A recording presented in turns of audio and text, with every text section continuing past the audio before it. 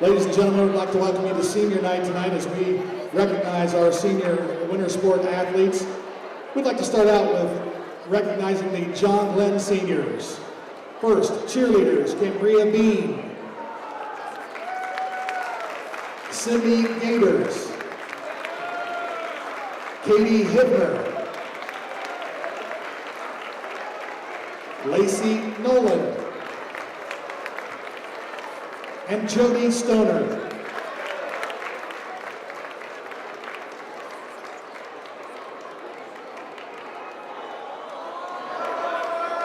And now the John Glenn senior basketball players. Devin Burris, Hayden Klobb, Cortez Graves, Ben Judd, Bo Origio, Reese Perkins, Ariane Vaishnav, and Evan Williams. Also, senior manager Case Barton.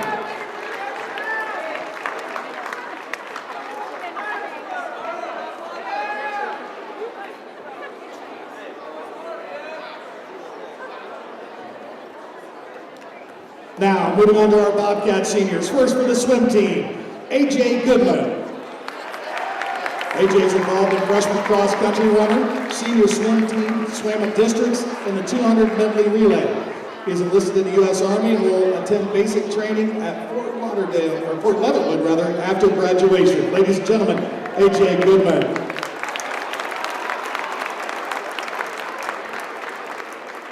Senior swimmer, Antonio Lopez.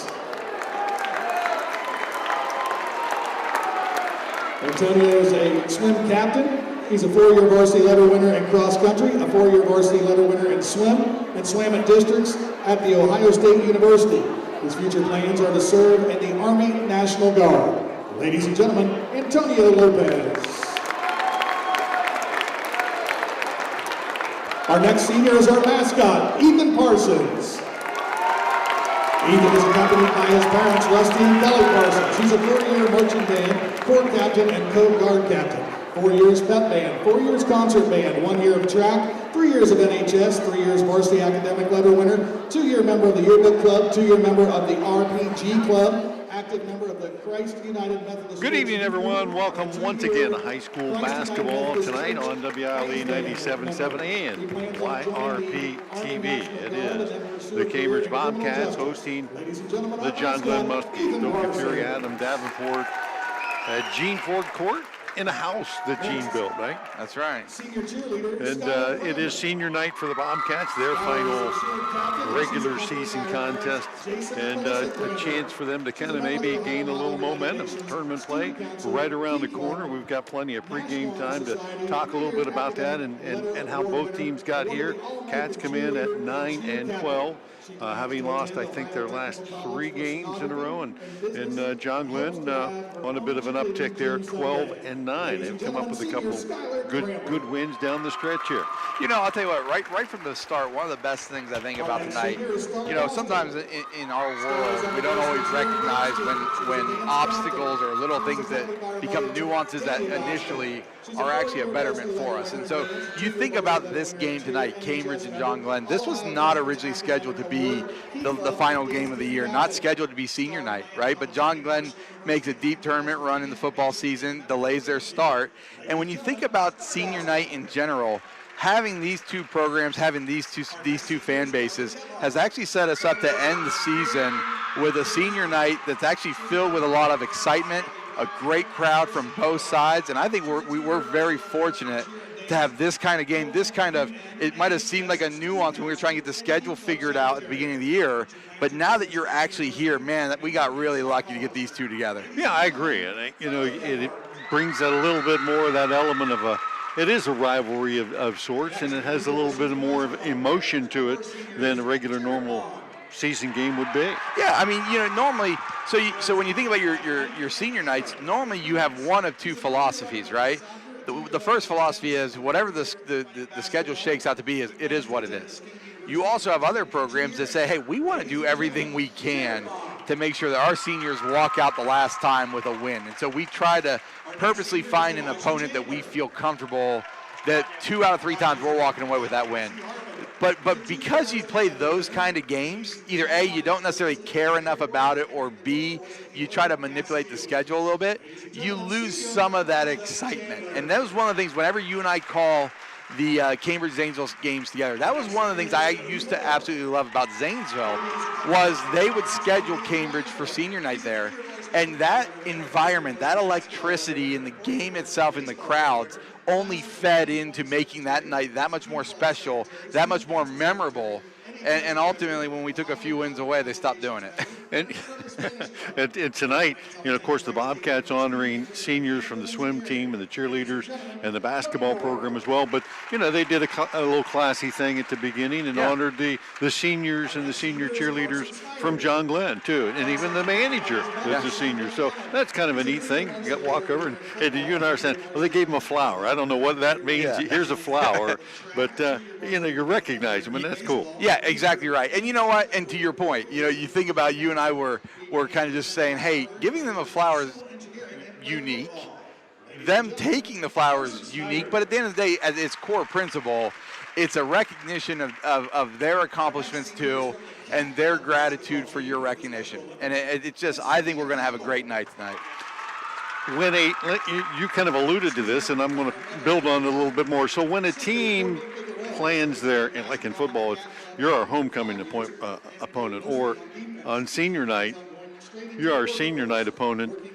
As the opponent, you're saying that pumps you up a little bit because they think this is supposed to be the easy win. Right. But, yes, you are correct. Now, in this scenario, the kids are smart enough to realize there's nothing you can do about this. That, This wasn't originally scheduled to be the last game of the season. There's more excitement to compete against your neighbor because of the years and years and years of just growing up and competing against each other, that the thought of they put us on senior night because we're the pushover never comes into the equation. Pretty good crowd on hand tonight at Gene Ford Court. Last regular season game for both of these teams before they head into postseason play. We're going to take a break. We'll be back. More post-game coming up right after these messages.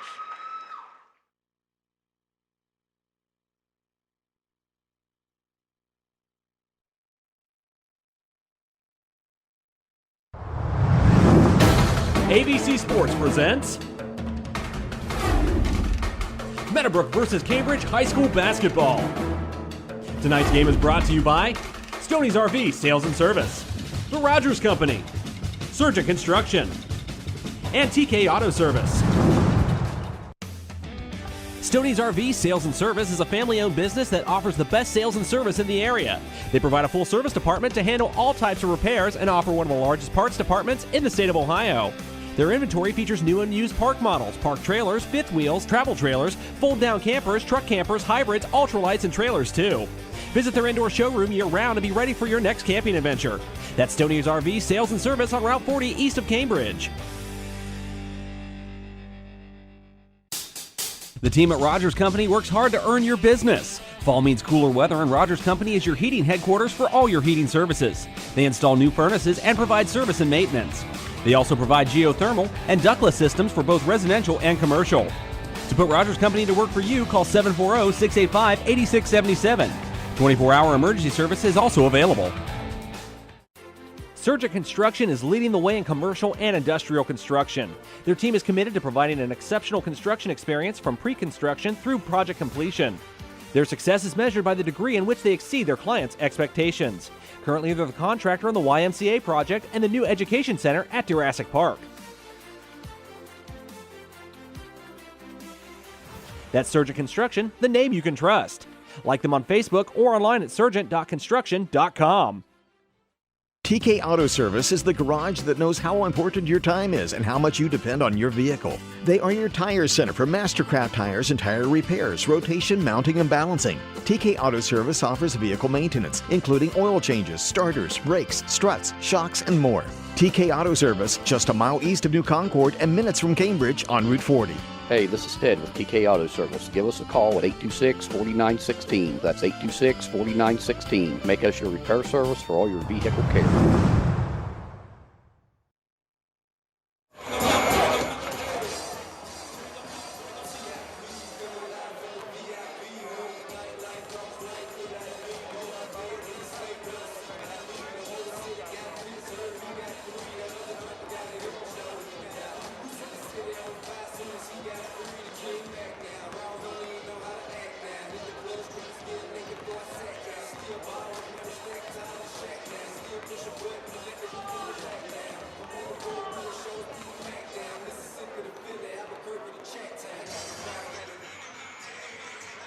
Welcome back to Gene Ford Court.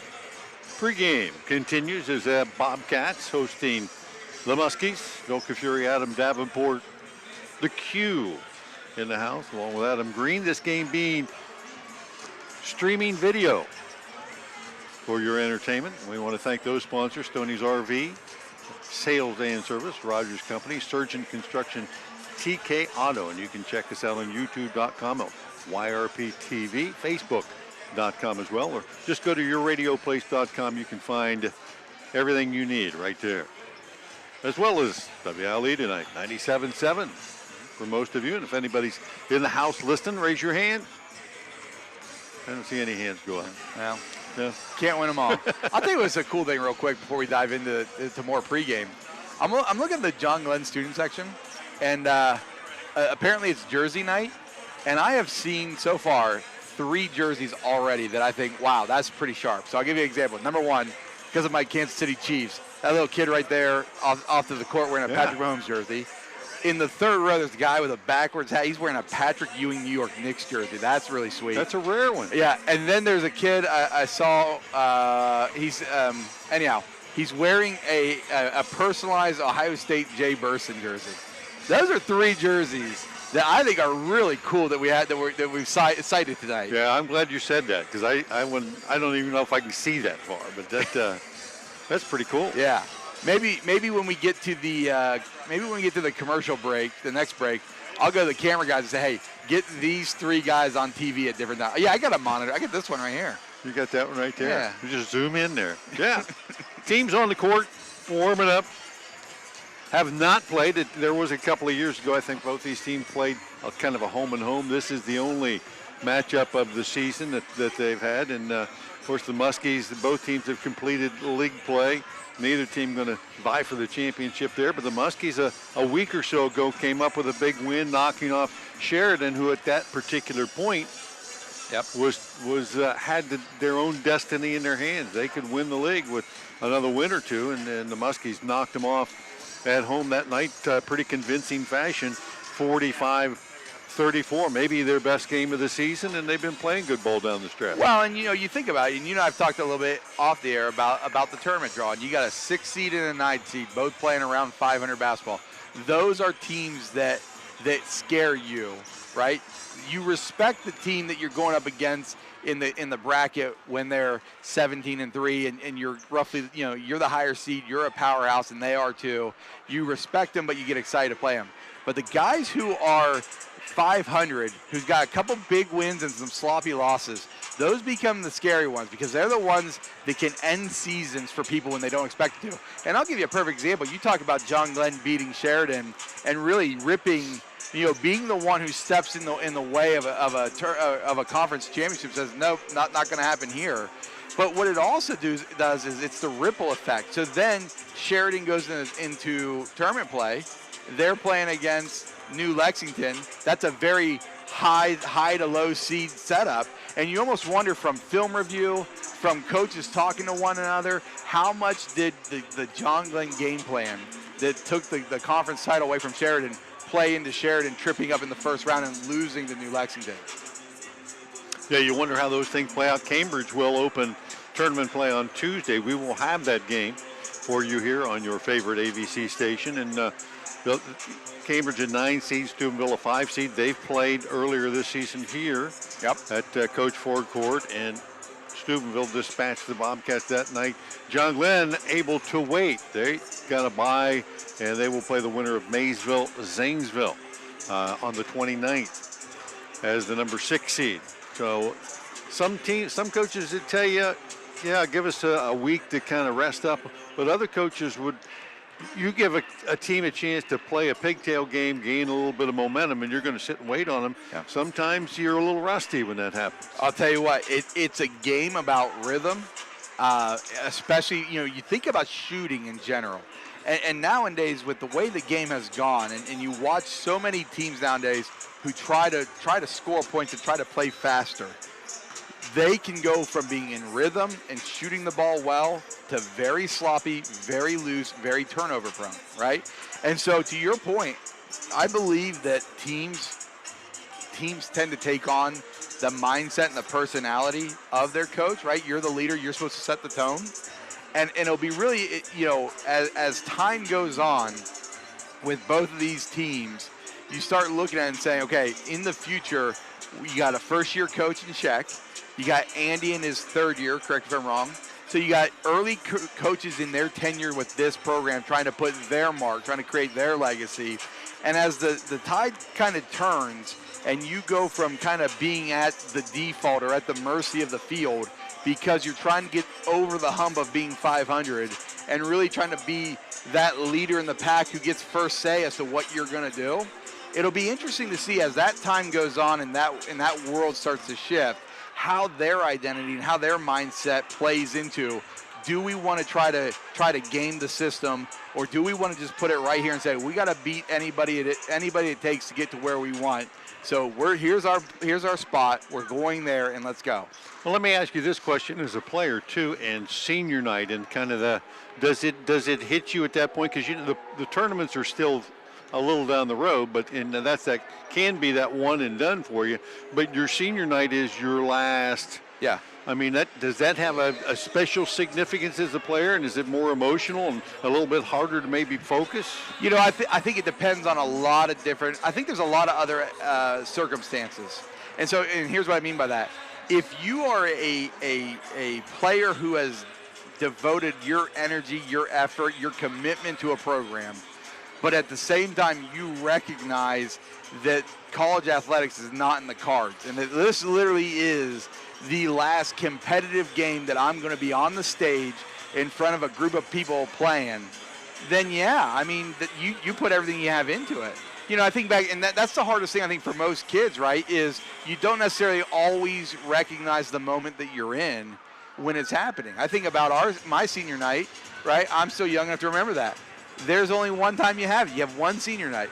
And if I think about ours, Dustin Ford, Mike Ford, Tank Moore, all got their numbers retired. So think about the hoopla and the distractions. Yeah. You got a senior night going on, plus you got 3 jersey retirements going on. That's a lot of things happening, and it's hard. It's very easy to get lost in the moment. And at that point, all you're really trying to do is get your head back into the space of, we got a game to play and a game to win, and we need to take care of business and move on. Yeah, and then depending on who your coach might be and was at that point, that might not be too difficult once he gets you in the locker room for the game. Well, that's true. Yeah. Bobcats hosting the Muskies at Gene Ford Court tonight. Stay tuned. We're going to take one more time out, come back, take a look at tonight's starting lineups right after this.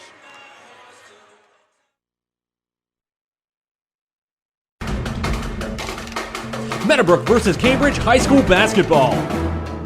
Tonight's game is brought to you by Stoney's RV Sales and Service, The Rogers Company, Surgent Construction, and TK Auto Service.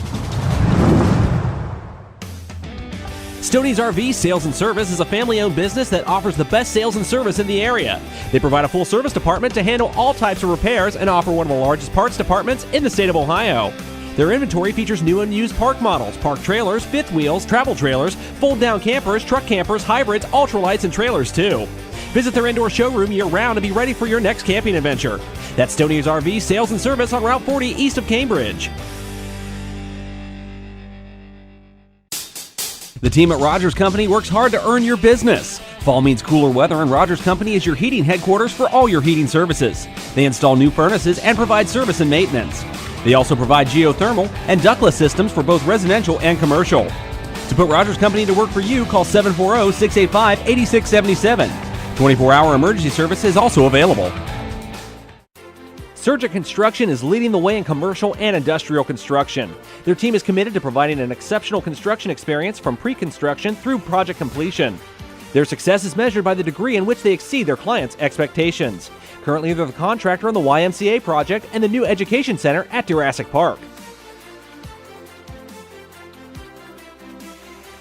That's Surgent Construction, the name you can trust. Like them on Facebook or online at surgent.construction.com. TK Auto Service is the garage that knows how important your time is and how much you depend on your vehicle. They are your tire center for Mastercraft tires and tire repairs, rotation, mounting, and balancing. TK Auto Service offers vehicle maintenance, including oil changes, starters, brakes, struts, shocks, and more. TK Auto Service, just a mile east of New Concord and minutes from Cambridge on Route 40. Hey, this is Ted with TK Auto Service. Give us a call at 826-4916. That's 826-4916. Make us your repair service for all your vehicle care. Starters, and it has been that way most of the season there, so it's not a special thing tonight for the final senior game there. Bo Riccio, 5'10", senior, averaging about 4 a game. Reese Perkins had a huge game against Sheridan last week. That comes in averaging about 10 a game. 6'2", senior Evan Williams, 6 foot senior, 7 points a game. Ben Judd, 12 a game. 6'4", senior, and the leading rebounder for the Muskies. And Devin Burris, 6'9", senior, 11 points a game.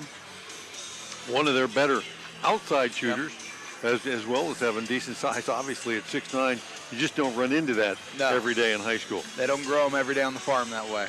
But you know what? I'll tell you what. It'll be watching him here in warm-ups, actually taking a couple shots. It'll be interesting, really.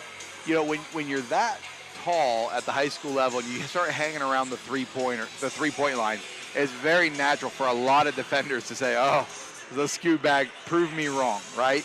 And we saw this happen at the very beginning of the season with the Cambridge Philo game, where they got a 6'8" sophomore. He hit a couple threes in the first quarter, and it's one of those things where, okay, do they have a quick release? You know, there's a big difference. When you go to the next level in the college game, you don't get times where you just get to spot up and stand still and just take your time and shoot it like you're playing big at home. And so I've watched him take a few shots here in warm-ups, and you can tell he's got a good stroke. And it'll be interesting to see if Cambridge has already scouted it and is already aware of it, or if you're going to see early on step back, make him prove that he can hit a few, and if he does, do you start pressing up to try to get him off his spot and make him try to play a little bit faster? That can be a hard change for big post players who are playing outside to make when the game speeds up on the perimeter. Bobcats changing their starting lineup tonight to go with an all-senior starting lineup, except for Sean Perkins. He'll start the 6'4" junior, almost 6 foot, Cody Moore averaging about 10 rebounds a game, and he's closing in on some of your stuff there a little bit. Yeah, he's doing well. You and him, actually, you have a couple of different season records, and he is into the top 10 there and has tied you for 8th place in one of those, but the other one may be up there a little bit further. But the reality is over the course of this year that, you know, I've got to watch him play, I mean, what else can you ask for, right? It's everything that when I think about a player in the post, and especially when we talk about rebounding, and you and I have talked about on the air before, but when you talk about rebounding, there are 3 things that matter, right? There's size, there's athleticism. Size and athleticism go together. There's hustle, and there's positioning. Well, he doesn't have size. So he's putting up incredible numbers, and he's really doing it because of his mentality, his aggressiveness, his positioning, and his effort. And what better way to reward a kid? When you see that, I got no qualms with however it shakes out for him. Yeah, you're 6 feet tall and you're averaging 10 rebounds a game. Yeah. If you're 6'8", people say, yeah, you should be getting 10 a game, right? Yeah, you're supposed to do that. The other starters for the Bobcats tonight, 6 foot senior Elijah Chandler, 5'11" senior Carson Snyder, and 6'3" senior Jared Bond. Bobcats come in tonight 9-12. The Muskies at 12-9. will step out one more time as they get ready to do the national anthem. Introductions taking place on the court. We'll be back after these messages.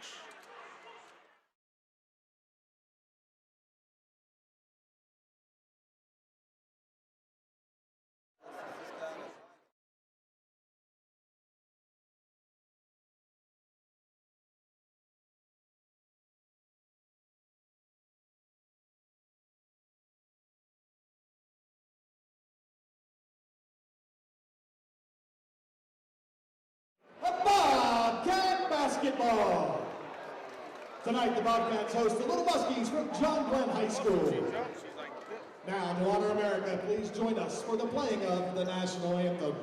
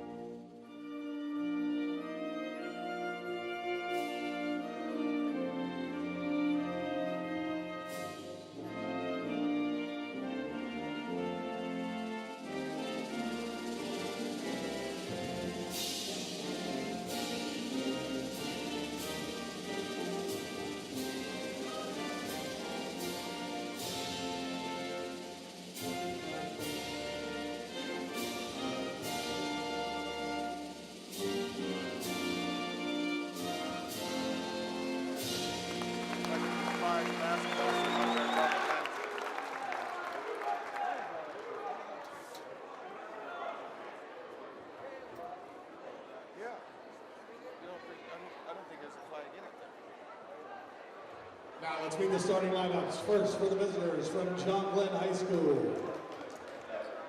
Number 22, Note Aricchio.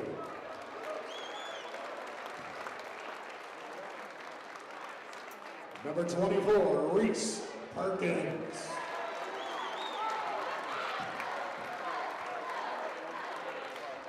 Number 33, Evan Williams.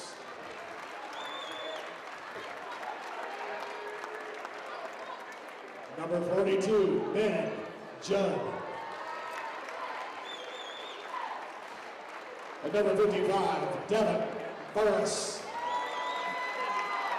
The Muskies are coached by Eric Sheck.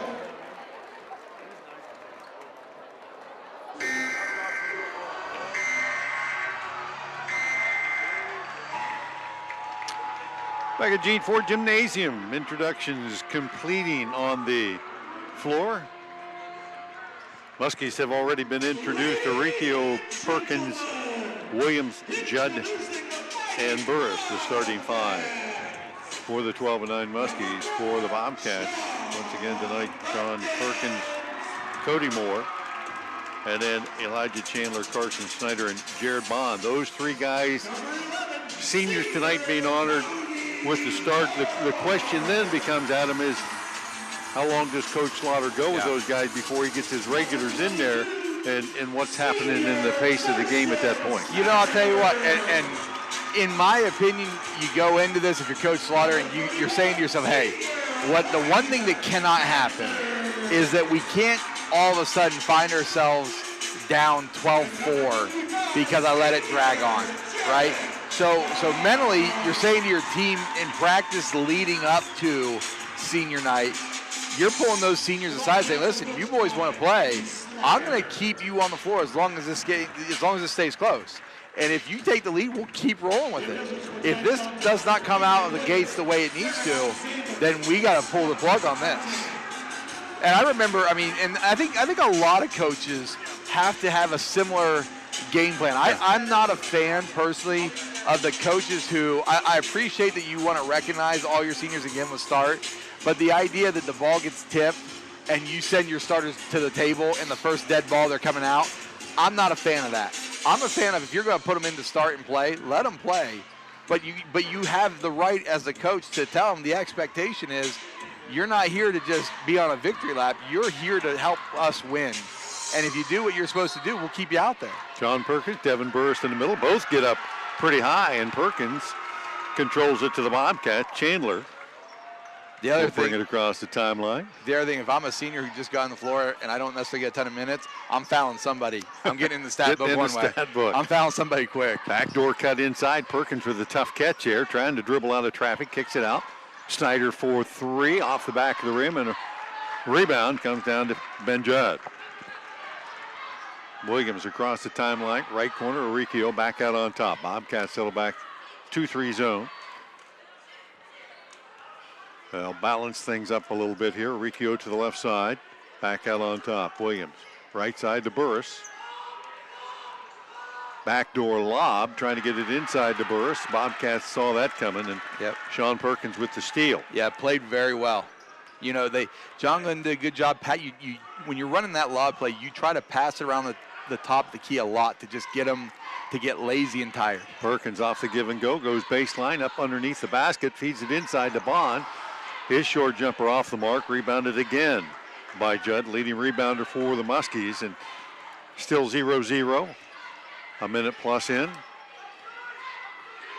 Bobcats extending zone. Judd feeds it down low. Burris to the basket, off the back of the board, and no good. Cody Moore, the first of maybe a double-digit night. We'll count him. That was. Hey, you're in the right place at the right time. Man-to-man defense. Perkins off the dribble. Through a double team, and they'll call the reach in as the ball knocked away. And that foul. Perkins. Reese Perkins, his first, team's first. So Perkins fouled Perkins. Yeah. Well, there you go. Could be confusing as the night goes on. And that is the matchup as well, as Reese guarding Sean. You know, and just seeing both their size and athletic, I mean, I think that's going to be a good matchup to watch all night. Yeah, about similar size, similar athleticism. Yep. 6-minute mark, still no score. Chandler hands it off to Snyder. Williams trying to draw the foul. Bond in the corner to Perkins. He's really the scoring option for the Bobcats. Takes it to the basket, lays it up and in. Cats have the first lead of the night. Uricchio to the high post. Judd kicks it left corner. Perkins skip pass across. Good ball movement.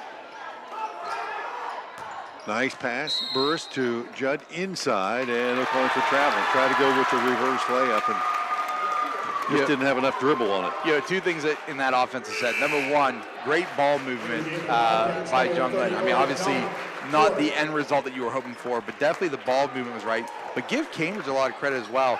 Their hustle to close down on guys as the ball was being moved quickly and not giving up an open shot, a very good defensive possession. Dominic Cork steps in for the Bobcats. Their leading scorer. He'll replace Jared Bond.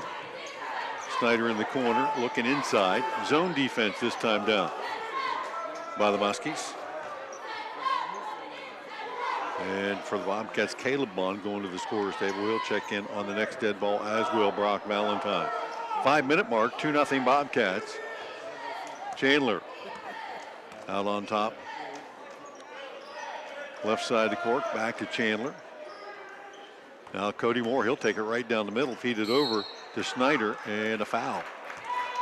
As Snyder headed to the basket, that one on Williams. So Evan Williams picks up his first, team's second, and that will give the Bobcats a chance to check in a couple normal starters. Brock Valentine, 6'5" junior, and Caleb Bond, who's been on a tear lately outside the arc. Inside feed, Perkins.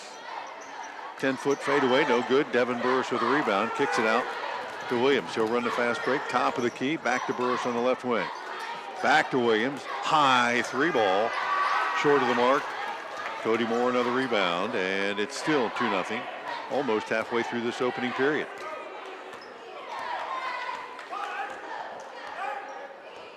Caleb Bond out on top for the Cats. Left side to Perkins. Perkins off the high pick to the foul line. didn't get the shot up, gives it to Moore. He'll take it down the lane, kick it out, 3-ball. Cork rattles in and stays down. Chet King.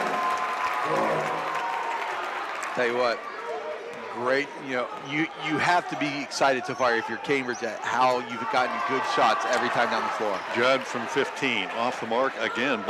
Check that Moore with the rebound. And right now, the Muskies just not finding the mark. No. They've not shot it well. Yeah, both teams, I mean, even though Cambridge has made 2 buckets, neither team has really shot incredibly well, and both teams have gotten good shots.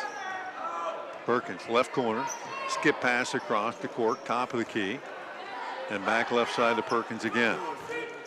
They're really not trapping the Bobcats in the corner. We've seen the Cats this year succumb to some of those traps with a lot of turnovers earlier. 3:15 and counting, 5-0 Bobcats. Perkins pulls up from 17 and drains a long goose. And the Bobcats lead at 7-0. Cats come right out of the chute, hitting some good shots here. Judd, backdoor pass inside, got it to Burris, tapped out of his hand by Cork. It will stay John Glenn Ball, and their first substitution of the night, Braden Young, 6-foot junior, checks in. Oricchio takes a seat. Perkins lobs it out on top to Young. Back to Williams and under 3 to play. Muskie still yet to get the lid off of the basket, looking for the post feed.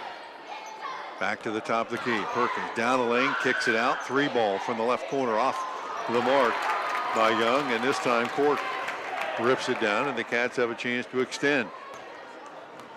2:35, 7-0.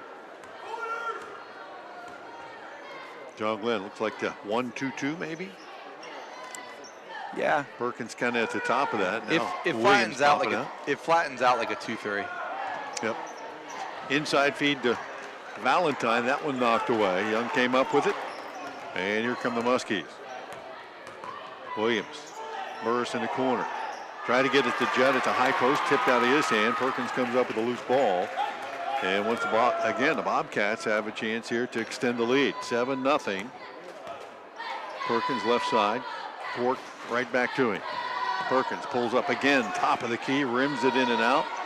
And a rebound down to Devin Burris. 6'9" came in handy that time. He didn't have great position, but he had the ball.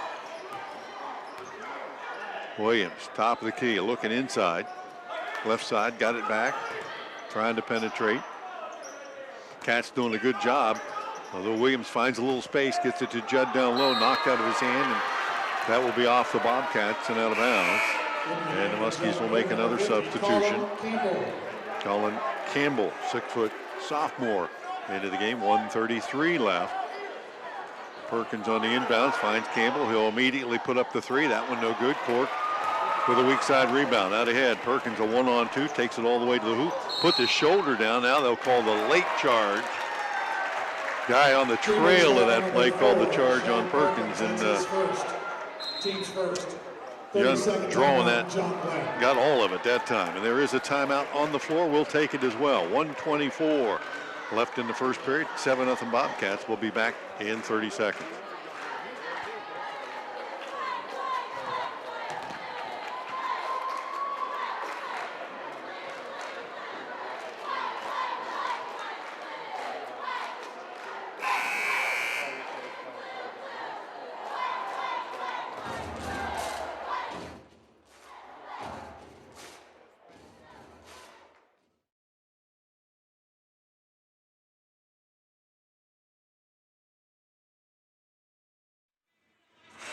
Back at Gene Ford Court, 7-0 Cambridge here with the early lead. 1:24 remain in the opening period. Bobcats haven't shot it terribly bad. They've hit a couple of good ones. They got a good bounce on the 3-ball. The Muskies have had some looks. They're trying to pound it inside when they get a chance, but they've not connected on anything. Yeah, and really both teams, I mean, combined their 3 for 13. Both teams have gotten good looks. There's been a lid on it for both of them, though. Muskies again trying to get Judd at that high post and then kick it down low. They've had that look a couple of times, but it's pretty congested in there. Bobcats packing it in. Judd has it again, down low. Burris from 10 on the baseline, left it short, went after it. And then the rebound eventually ends up in Cody Moore's hands. That happens a lot because he hustles. That's right. That's a rebound that hits the ground 10 feet from the hoop. Cats with the lead and the ball. Under a minute left here, 48 seconds. Cork feeds it down low. Valentine to the hoop, put it up, didn't get it to go. And the rebound knocked out of bounds.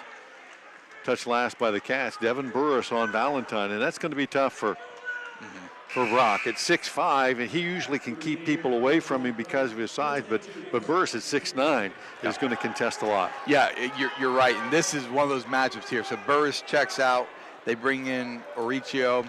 And depending on the matchup, I mean, you would imagine maybe Ben Judd for John Glenn starts to guard Valentine, and now can your body come back in and maybe be a part of it for you? Judd has it at the high post. 30 left in the quarter. Kicks it out on top. Campbell gives it up. Orichio. Perkins attacks the basket, then tried to go back to the top. The Campbell got away from him a little bit. Again, Judd kicks it out. Young for the three. Can't get it to go. Rebound. Battle inside. Finally ends up in Caleb Bond's hands with 9 seconds on the clock. Cats with the lead. Muskies have yet to score. Perkins pull up baseline jumper off the back of the rim, and that will end the first period. Slow pace for both teams, but even more so for John Glenn as they put up the goose egg in the first period. 7-0 as we head to the second period. Bobcats on top. We'll be back right after this.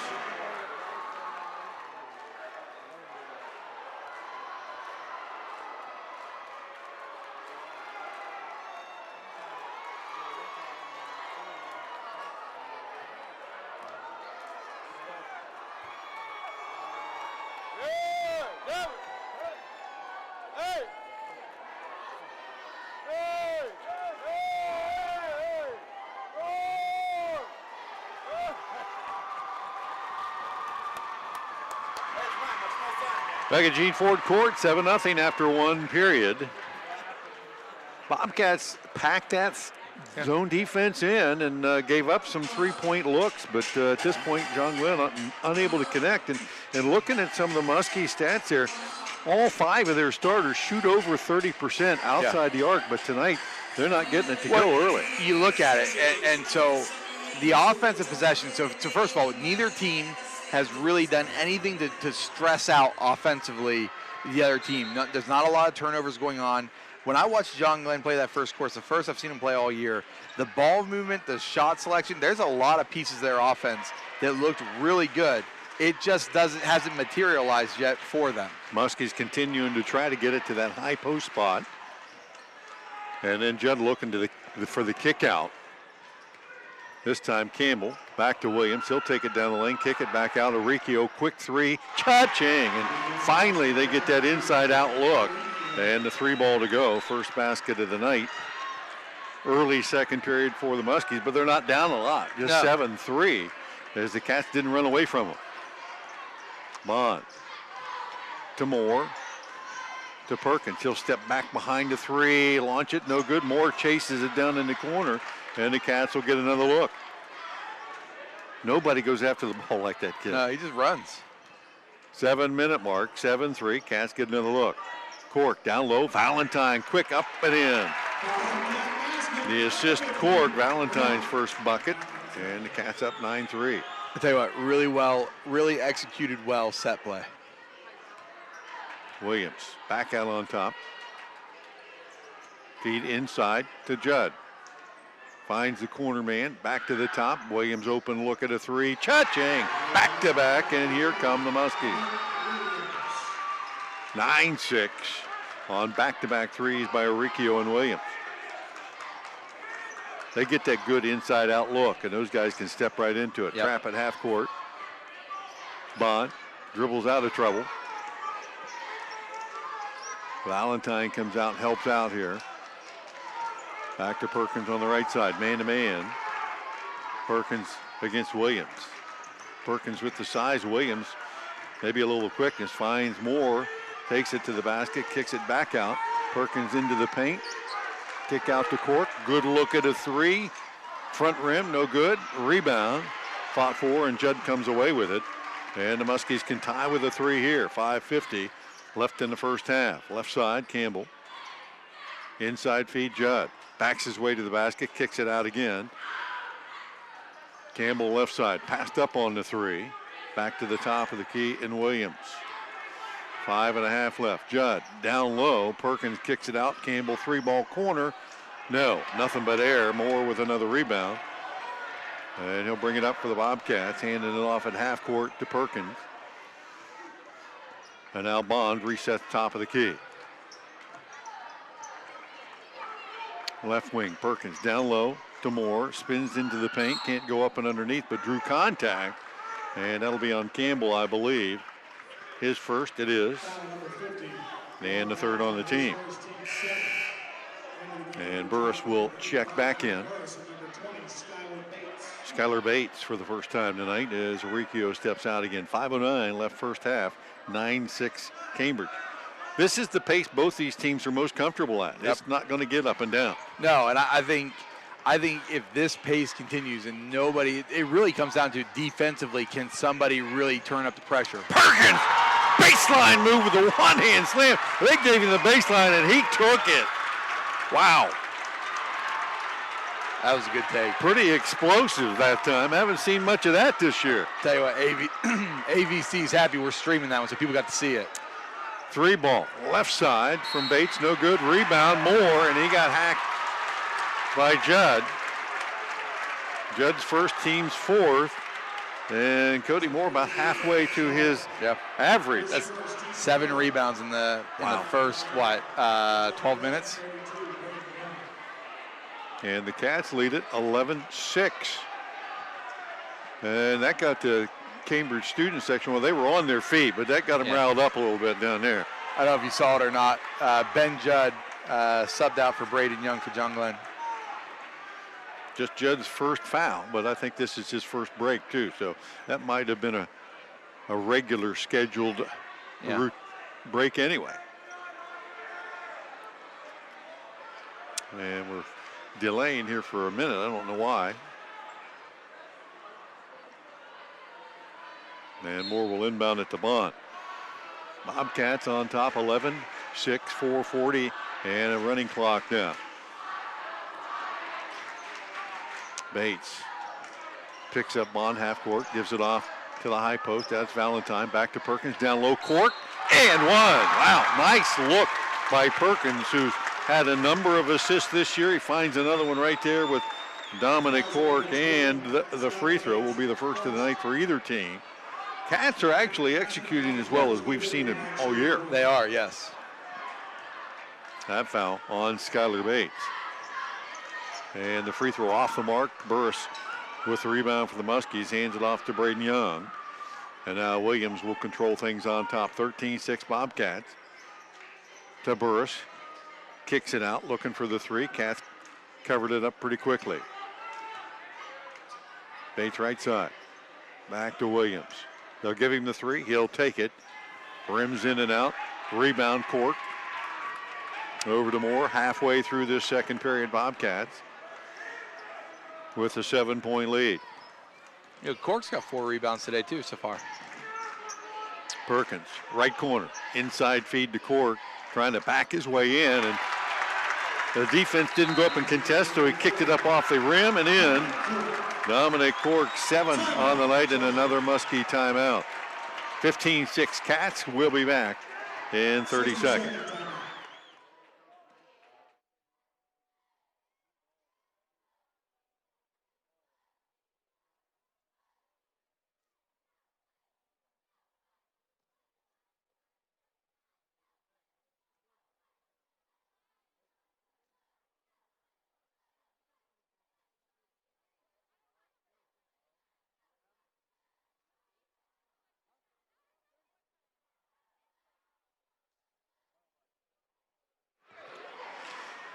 Magazine Ford Court, 15-6 as the Bobcats continue good team play. They've been moving the ball quickly, getting good inside looks. That one, Cork off balance, able to get it to go off the glass.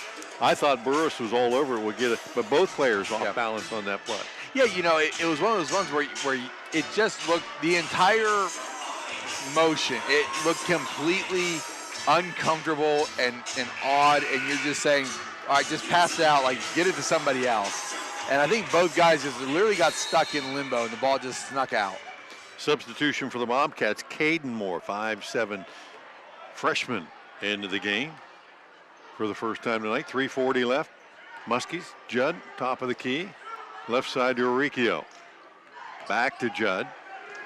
Right side, Williams, who's playing the wing now, to Burris. He'll throw it to the corner. Uricchio on the pass through. And back on top to Judd. Reese Perkins, pretty good slasher if you give him a little bit of a move to the basket. He'll go to the right wing. Judd down low to Burris, lost the handle, loose ball on the floor. Cody Moore on his knees comes up with it. And the Bobcats will take advantage of the turnover and try to extend their 15-6 lead. 3 minutes left here in the first half. Bond. Bobcat point guy down low to Cork.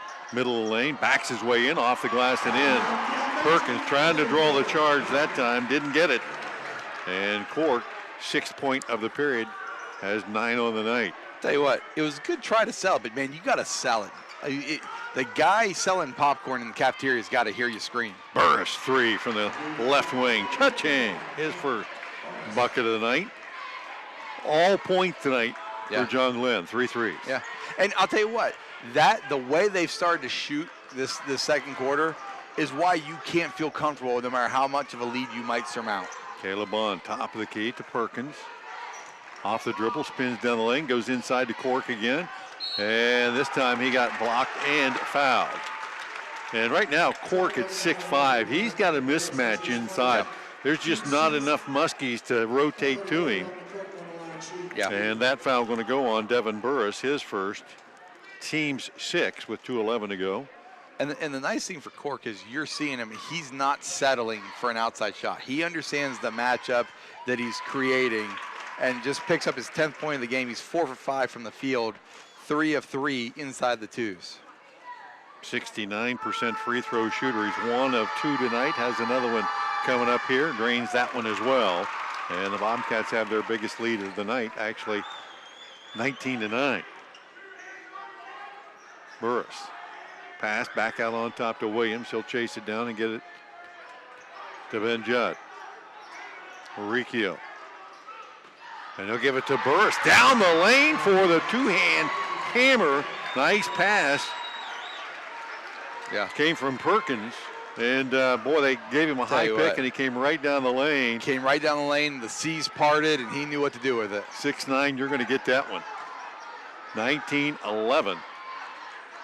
As the Bobcats back out on top. Burris drawing Caden Moore on the man-to-man switch there. Cats taking their time here, trying to run some clock with a 19-11 lead here. Moore to Moore for Moore. So this is just me, but if I'm Caden Moore and I got Burris matched up on me, you want to go screen for Bond and make Burris get trapped out on Bond. That's the matchup you high want. pick off there. Perkins to Cork in the corner. His 3 off the side of the rim, and they'll call it over the backboard. And little freshman Caden Moore set a hammer pick out on top. You know, I'll tell you what, and on the Cambridge side, they've had 3 really good picks that you know, the John Glenn side might be saying, hey, one of these got to get a foul. Somebody's got to call something. They've gotten 3 good ones so far. Elijah Chandler back into the game for the Bobcats. Caden Moore takes the seat. Under a minute to play, 19-11 Cats. Muskies back on the attack. Judd looking inside to Williams' right wing. Reese Perkins off the dribble, cut off. Back to Williams, back to Perkins. Step back 3. No. Rebound, tapped out of bounds. That will go to the Bobcats on the dead ball. 35 seconds left, first half, 19-11 Cambridge. This is one of those times where if you can hold for one shot, if you miss it, you go in up 8. If you make it, you go up double digits. I mean, that's a great situation to be in. And the Cats have the arrow that gives them the first possession of the second half. And the Muskies not going to chase here. Chandler would have Burris on him, and Burris knows that's quickness-wise a mismatch he would lose. So he hangs back a little bit. Now Perkins And he'll have Williams step up on him. 7 on the clock. Williams off a high pick, and they're going to call the offensive foul, are they? On Perkins? No. They're going to call it on the pick that time. And you had just talked about the picks the Bobcats set. Dominic Cork got called for the illegal pick. The Cats give it up. Perkins, right side to Burris. His 3, catching at the buzzer. Devin Burris, 7. Check at 8 in the second period. And what looked like could be a potential double-digit deficit for the Muskies ends up just being 5 as the Cats enjoying a 19-14 halftime advantage. We'll head to the break. Cambridge on top by 5. Stay tuned. We'll get our stats in order and be back with those right after this.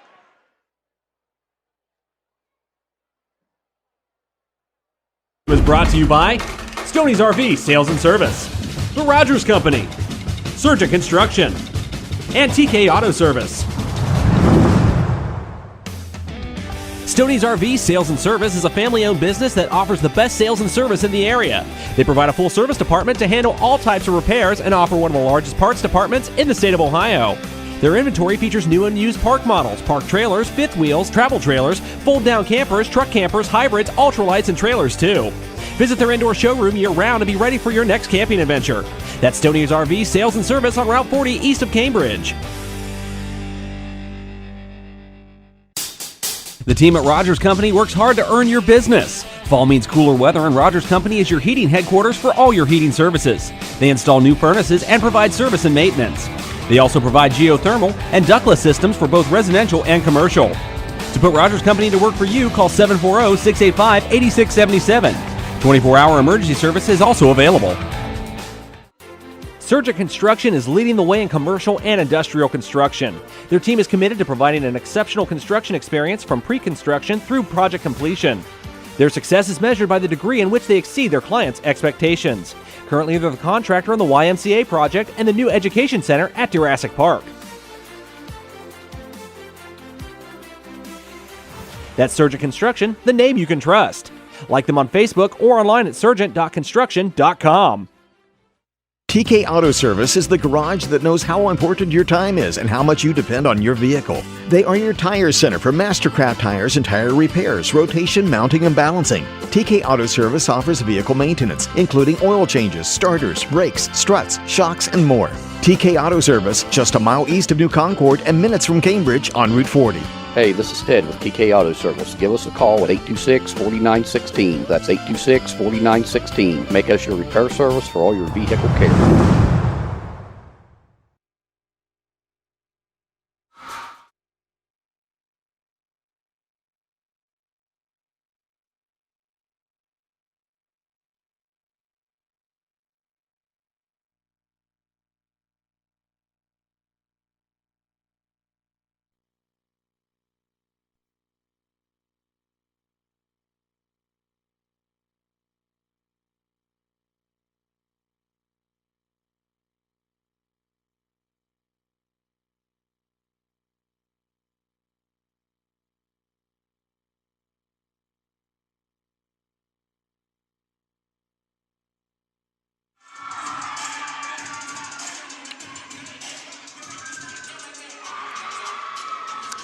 Back at Gene Ford Court, halftime. Bobcats on top of the Muskies, 19-14.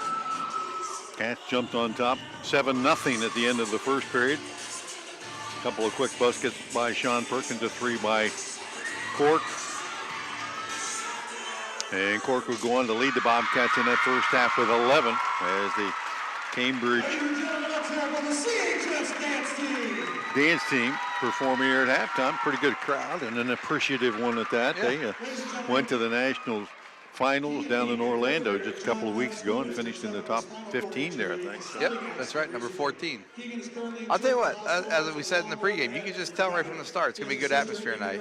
Yeah. It's really been an interesting first half. So, like, when I look at it, the things that I saw from both teams, right? So similar records, similar setups in the way they play, and you can tell just by the way that they play that both of them You would think John Glenn would not be a turnover-prone team. They move the ball extremely well. They're very fast with it, but their passes are sharp and crisp to one another.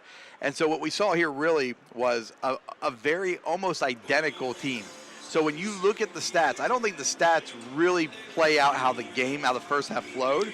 But what you would see is you'd see 3 turnovers for Cambridge, 2 for John Glenn. You'd see a rebounding edge for Cambridge, 12-10. You'd see the one that would stick out to you is the fact that Cambridge shot 8 of 17, 47% from the field, and John Glenn 5 of 17, 29%. But John Glenn making 4 3-pointers compared to Cambridge's 1 really starts to minimize that score. Yeah. I don't know about you, but as we watched, the lid was on the hoop, as we talked about, for John Glenn in the first quarter and even into the second. But they were getting good shots, and it was a matter of time until they started knocking them down.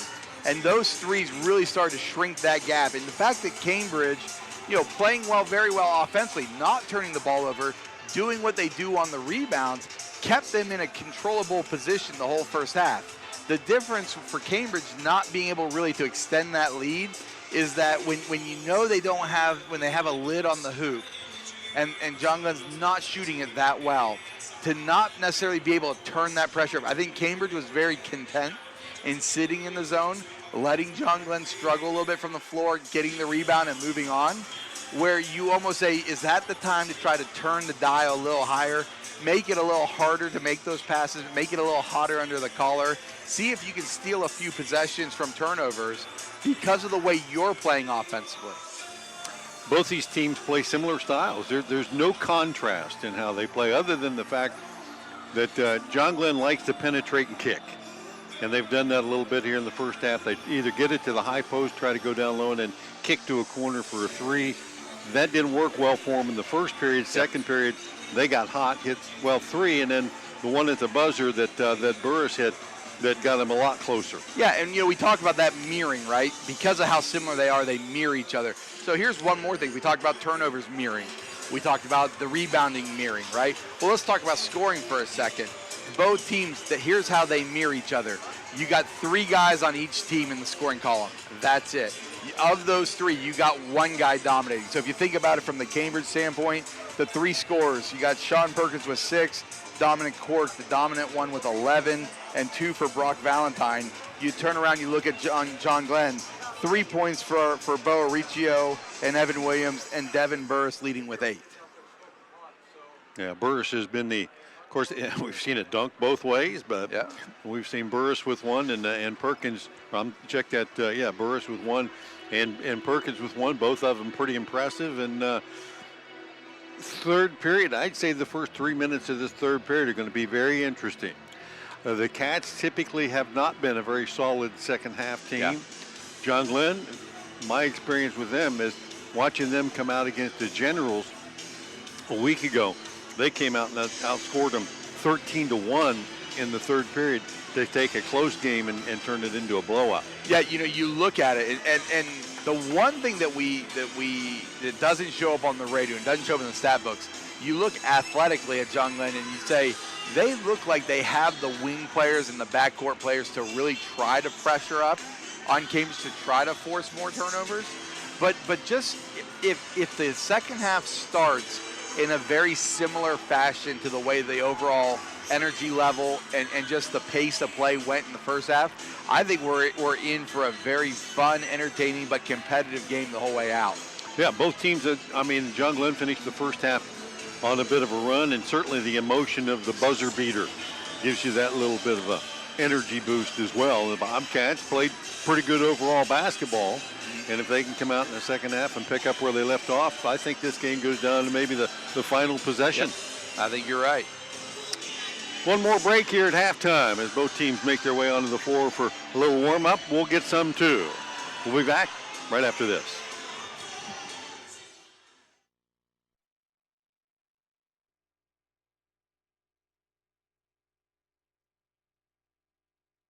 TK Auto Service is the garage that knows how important your time is and how much you depend on your vehicle. They are your tire center for Mastercraft tires and tire repairs, rotation, mounting, and balancing. TK Auto Service offers vehicle maintenance, including oil changes, starters, brakes, struts, shocks, and more.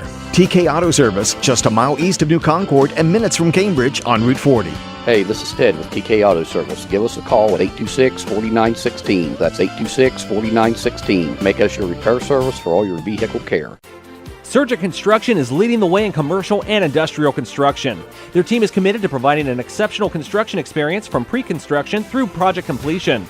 Their success is measured by the degree in which they exceed their clients' expectations. Currently, they're the contractor on the YMCA project and the new education center at Jurassic Park.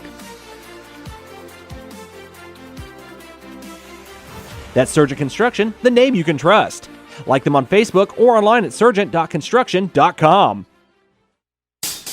The team at Rogers Company works hard to earn your business. Fall means cooler weather, and Rogers Company is your heating headquarters for all your heating services. They install new furnaces and provide service and maintenance. They also provide geothermal and ductless systems for both residential and commercial. To put Rogers Company to work for you, call 740-685-8677. 24-hour emergency service is also available. Stoney's RV Sales and Service is a family-owned business that offers the best sales and service in the area. They provide a full service department to handle all types of repairs and offer one of the largest parts departments in the state of Ohio. Their inventory features new and used park models, park trailers, fifth wheels, travel trailers, fold-down campers, truck campers, hybrids, ultralights, and trailers too. Visit their indoor showroom year-round and be ready for your next camping adventure. That's Stoney's RV Sales and Service on Route 40 east of Cambridge.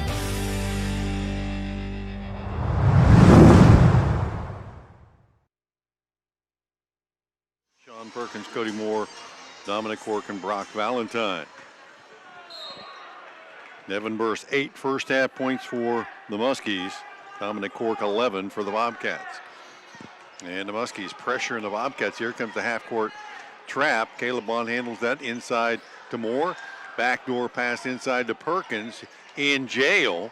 Kicks it back out on top. Bond for 3. Touching. Caleb Bond, 36% outside the arc. And he hadn't taken a shot yet tonight till that one. No, I'll tell you what though, good first possession, good extra pass. You know, when you get down in the weeds, it's easy to get a bad decision made. Judd, inside feed to Burris, and he gets it to roll in. The 6'9" helps on that play as he could shoot over top of the defense without bringing it back down. 22-16, right corner, Cork, inside feed, Valentine. And he'll get trapped in there, had to dribble out of trouble, back out on top. Cork to Perkins and tried to skip pass, and Reese Perkins got up high that time to tip it away and come up with a steal. Judd, Muskies as close as they've been since early on. Judd takes that 3, top of the key, can't get it to go, rebound, tipped around, comes back into the hands of Reese Perkins. They'll get a second look here. 6.5 left third. Williams to Judd. Cats will let him take that one. He won't take a second. Back to Perkins. Pass behind. Burst, but picked up. Judd has it. Aricchio, left wing. Back out on top. He'll split defender. Judd down the middle. Lost the ball. Loose on the floor. And still down there as the Bobcats go down on it.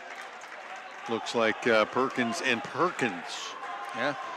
On it. They'll call the jump ball. This one favors the Muskies. They'll hold on to it. I'll tell you what, we have seen more guys diving for loose balls. I mean, that's what we like to see.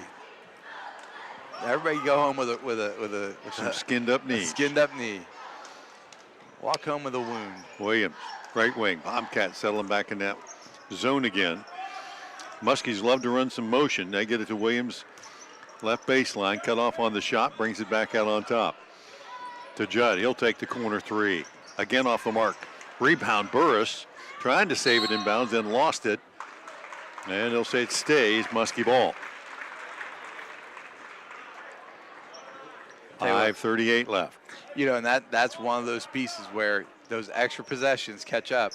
Aricchio, inbound 3, Judd rebound. Shot blocked from behind by Cork, but that was a foul. And should send Judd to the line to shoot 2. So Cork picks up his second. Bobcats first of the half. Judd will go to the line. First chance for him to score. 63% free throw shooter. Has yet to put it in the book tonight. Puts it up and in.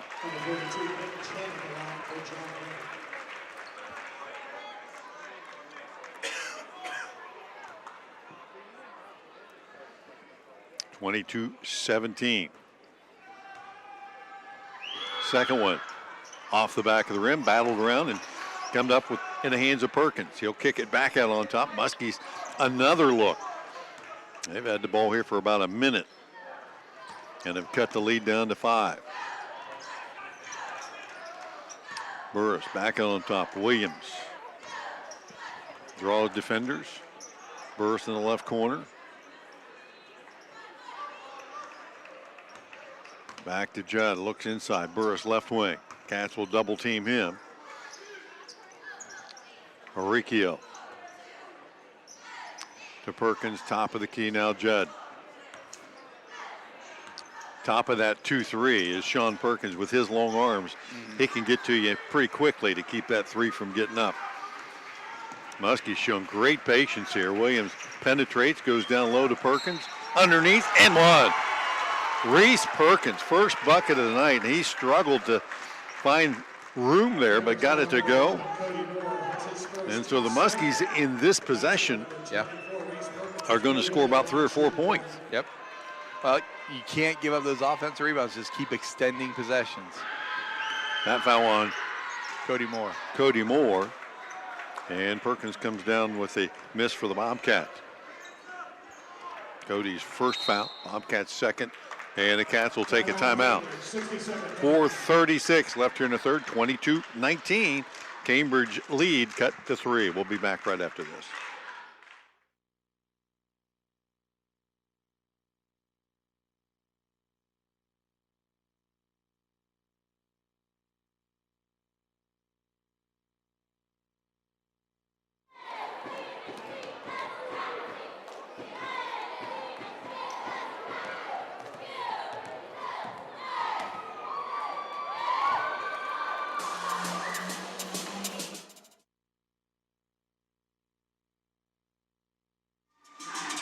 Back at Gene Ford Court, 22-19. Cambridge hanging on to the narrowest of leads now. Bobcats have only gotten a 1 bucket by Caleb Bond here in the first 4 minutes. Muskies, on the other hand, attacking the basket. They've gotten a few free throws in the bucket by Reese Perkins, Devin Burris as well. Yep. They've actually taken, with as many of those rebounds on that possession, have actually taken the lead in the actual overall game rebounding, team rebounding statistic. Bobcat timeout, their first of the night. And see if they can calm things down here offensively. Man-to-man defense. Here comes the trap again. Caleb Bond trapped out on top, kicks it back to Perkins. Left side, Cork. And they'll call the shove inside. An offensive foul. On Valentine? Yeah. That was on Valentine, trying to create space. Brock Valentine picks up his first, but more importantly, it ends up being a turnover. And this is what Cambridge has done a lot of times this year. They'll go 3 or 4 possessions in a row and not get a shot up. And it's not just the fact that it's a turnover. It gets compounded with the fact that you're just coming off of what felt like 3 minutes of defense to just all of a sudden get on offense for 20 seconds, and now you got to go back again. That's tough for a lot of guys. Muskie's 3 here could tie it up. Burris closed out on that 3 attempt to Oricchio. He'll get trapped in the corner. Back out on top to Judd. Bobcats being a little more aggressive defensively this time out. Burris picks up the tip. Back to Williams. Kick out. Oricchio 3, short of the mark. Rebound to Cork. Chandler for the Bobcats. Nearly had it swiped away in the backcourt. And they'll say hit the sideline there as Perkins put the heat on Chandler and nearly swiped it.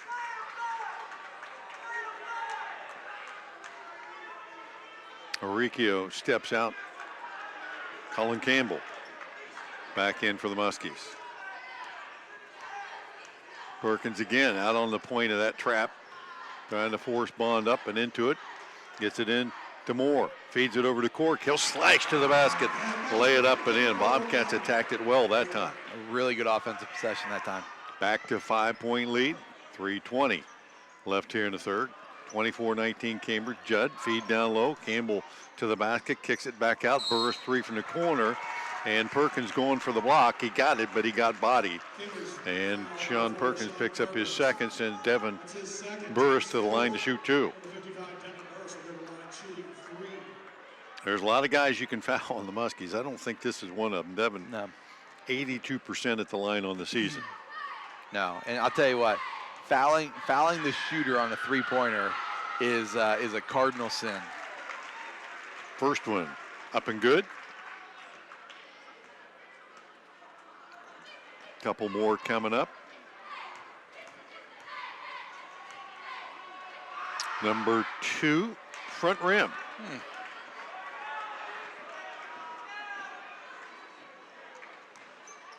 And a third here. 24-20 to cut it to a 3-point lead, and he does.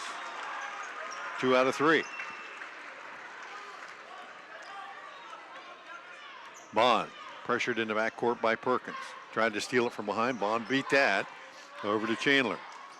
Back to Cody Moore, right down the lane. Nobody to pass it to. Kicked it back out. Chandler for the three. No, but the long rebound back down to Cork, and the Cats will get another look. Perkins on the baseline. 10-footer, yes. Tough shot for Sean Perkins, that left baseline. Yep. He was looking to pass it and shot it at the last second.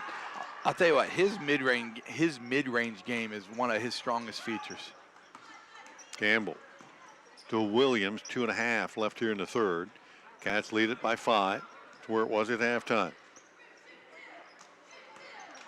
Judd, one dribble, picked it up to Perkins. Skip pass across to Williams. He'll attack baseline. Looking for the skip across. Got it to Campbell. Weak pass, but Chandler got there late, bodied him, and that'll be Elijah Chandler's first for the Bobcats. Their 5th foul of the half. The Muskies have 0 fouls in a half. Feels like we got to 5 very quickly, too. Williams to Campbell. Now Burris. Inside feed Perkins. Spins in the middle. Kick out. Williams 3. No. And the ball up and over the backboard. Back to the Bobcats. Muskies, I tell you what, they are point blank range, but they're always looking for that open 3. Yeah. And they've hit it a few times. Mostly they're in that second period. They had 4 of them. Yeah, it just feels like suck you in, get you thinking we're going for an inside shot, and the minute we get you sucked in, then all of a sudden we're making a crisp pass to the outside. Bond with the double team on him, tried to get it to Cork, stolen away. Here come the Muskies again. Bobcats turn it over once more here in the third. Williams left side, looked at the 3, backdoor cut. Perkins to the basket, got everybody in the air, couldn't get it to go. Burris rebound, knocked out of his hand. Cody Moore came up with it. 5-point Cambridge lead, 1:20 left. Bond trapped at half court, dribbles through it, and they'll call the reach in on the Muskies. And that'll be Reese Perkins' second. Muskies pressuring a lot more here in the third, and it has had an impact on the Bobcats, no doubt. Yep. Braden Young checking in for Evan Williams for John Glenn. Bond trapped in the corner, and the Cats will have to burn a timeout. We'll keep it here for this 30-second timeout. And that's we talked about this being the Bobcats' MO. They get a little quick when somebody starts pressuring them, and the Muskies with this half-court trap has been pretty effective, and Cambridge will make that no-brainer pass sometime. Yeah. Put yourself in jail. When you go to the corner where Bond was that time, you got a man there. That doesn't mean you have to throw it there. Yeah, you almost, when you're going against a half-court trap, because they're running at you, right? That's the whole point of the trap. Part of it is to try to distract you and startle you, right? And so you're seeing guys who you have to slow down in order to make a good decision. They rush just to get rid of the ball, but all you're really doing is they're filtering the effort, filtering the energy to pin you on the sidelines. The possessions where Cambridge has really been able to make a dent in John Glenn's half-court trap is when they take a pause, get the ball to the middle of the floor, and then they're able to break it down. Bond takes the inbound, puts up a quick shot. That no good. Moore, offensive rebound, back to Perkins, left wing. He'll dribble in, take the 15-footer. That won't go. Judd clears it out for the Muskies. 26-21, 58 and counting here in the third. John Glenn trying to cut it tighter. Judd doubled down low, goes up underneath, can't get it to go. Cork, one and done as he rips it down. And the Bobcats back on the attack. 40 seconds left here in the third, and the Bobcats, an unforced turnover. Perkins dribbling up the left side, threw it across to Bond. He wasn't really even looking. And the ball thrown behind him. He got a hand on it, but couldn't keep it from going out of bounds. So Cambridge with, I don't know how many turnovers, a lot here in the third. Tell you what, they're up to 7 for the game, so they've had 4 this quarter. Judd down low, burst, point blank, lays it up and in. A guy 6'9", if you give him that position, yeah, you can't stop him. And really, guys are going to look at that and say, you can't let him catch it there. It's really about the pressure you put on Judd to not give him a clear angle to throw the pass. 26-23. 15 seconds and counting. Bond, trap, gives it up to Moore. He'll attack, finds Cork, lay in. Dominic Cork has been in the right place a lot. Yeah. And has got a lot of layups as a result. Perkins skips it across. 3 ball off the mark. Perkins trying to throw it back in, can't get it to go.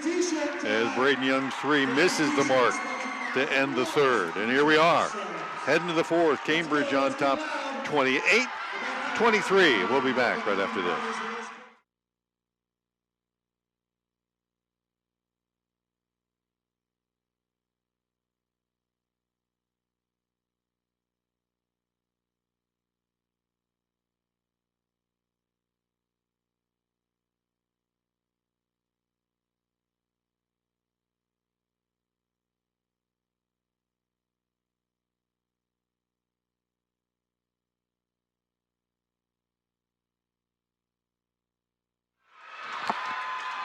Back at Gene Ford Court, 8 minutes left, 28-23. Seems like we've been here all night. And we have. Well, we had festivities, we've had a little bit more. It's senior night. We got so excited we got on the air before we were supposed to, Those things are going to happen. Muskies struggling to find the balance that they usually have in their attack. Devin Burris tonight, 14 of their 23 points. Yeah. He has been their go-to guy. They haven't really been able to get anybody else involved in it. For the Bobcats, a very similar scenario. Dominic Cork has 15 of their 28. Yeah, and really you look at going into this fourth quarter, it's been everything we predicted it would be at halftime where, hey, I don't see, based on the rhythm and the flow, I don't see anything happening that would make you think this is going to get out of hand in the second half. I think we're, to your point, we're going to come down to the final couple possessions tonight. John Perkins out on top here, can go over top of that trap if they come and get him, and he did there. Finds Cork in the corner. His 3, catching Dominic Cork, knocking it down from everywhere tonight. His second 3, and the Cats extend their lead. 18 on the night for Cork. Yeah, he's having a good night. 31-23. Williams, top of the key to Campbell. Down low, Perkins. Back to Williams. Passed up the 3, down the lane. His kick out. Bond there this time. Cats know that's coming. And overplayed it that time and come up with the loose ball. Perkins to Cork. To Moore. Back to Perkins. Cork again. Right side, no. Rebound tapped up once by Moore, and then Williams came down with it. Cody Moore will pick up his second. Team's 6th foul, so 7:07 left to go in the game. Judd will check in. Burris gets a break here for the Muskies. And John Glenn just 1 foul away from getting to the foul line. 31-23, Cambridge. Judd at the foul line, puts his shoulder down, works his way to the hoop, flips it up there, couldn't get it to go. 1 second one, rims in and stays down. Ben Judd, first hoop of the quarter for the Muskies. 6-point Cambridge lead. And Perkins trying to bounce it inside, I think, to Valentine, but right into the hands of the Muskies, and they'll come the other way. Burris, or check that, Perkins to Judd, and Judd again with the inside feed and goes up and underneath and lays it up and in, and here we go again. 4-point Cambridge lead as the Muskies put more pressure on. Bond across the half-court stripe over to Perkins. Perkins draws the defense and then just kicks it out of bounds off the defender, Braden Young. Yeah, you know, I'll tell you what, you're seeing Cork, and he's played really well offensively, but you're seeing him run away to the backside of the place, of the court. And when you're in a half-court trap, you can't run away. Guys can't make that pass. Cork, right corner, 3. Rims in, out, rebound. Williams again. Cody Moore there trying to scrap for it, couldn't come up with it, and the Muskies a chance to cut the deficit again here. Have not led tonight. And the feed to Judd, and Caleb Bond got a hand on it. They'll call the jump ball. It will stay Muskie ball as they have the arrow, but it'll switch. 5:49 left to go in the game. And Chandler will check in for Valentine. And Devin Burris back in as well. He'll replace Colin Campbell.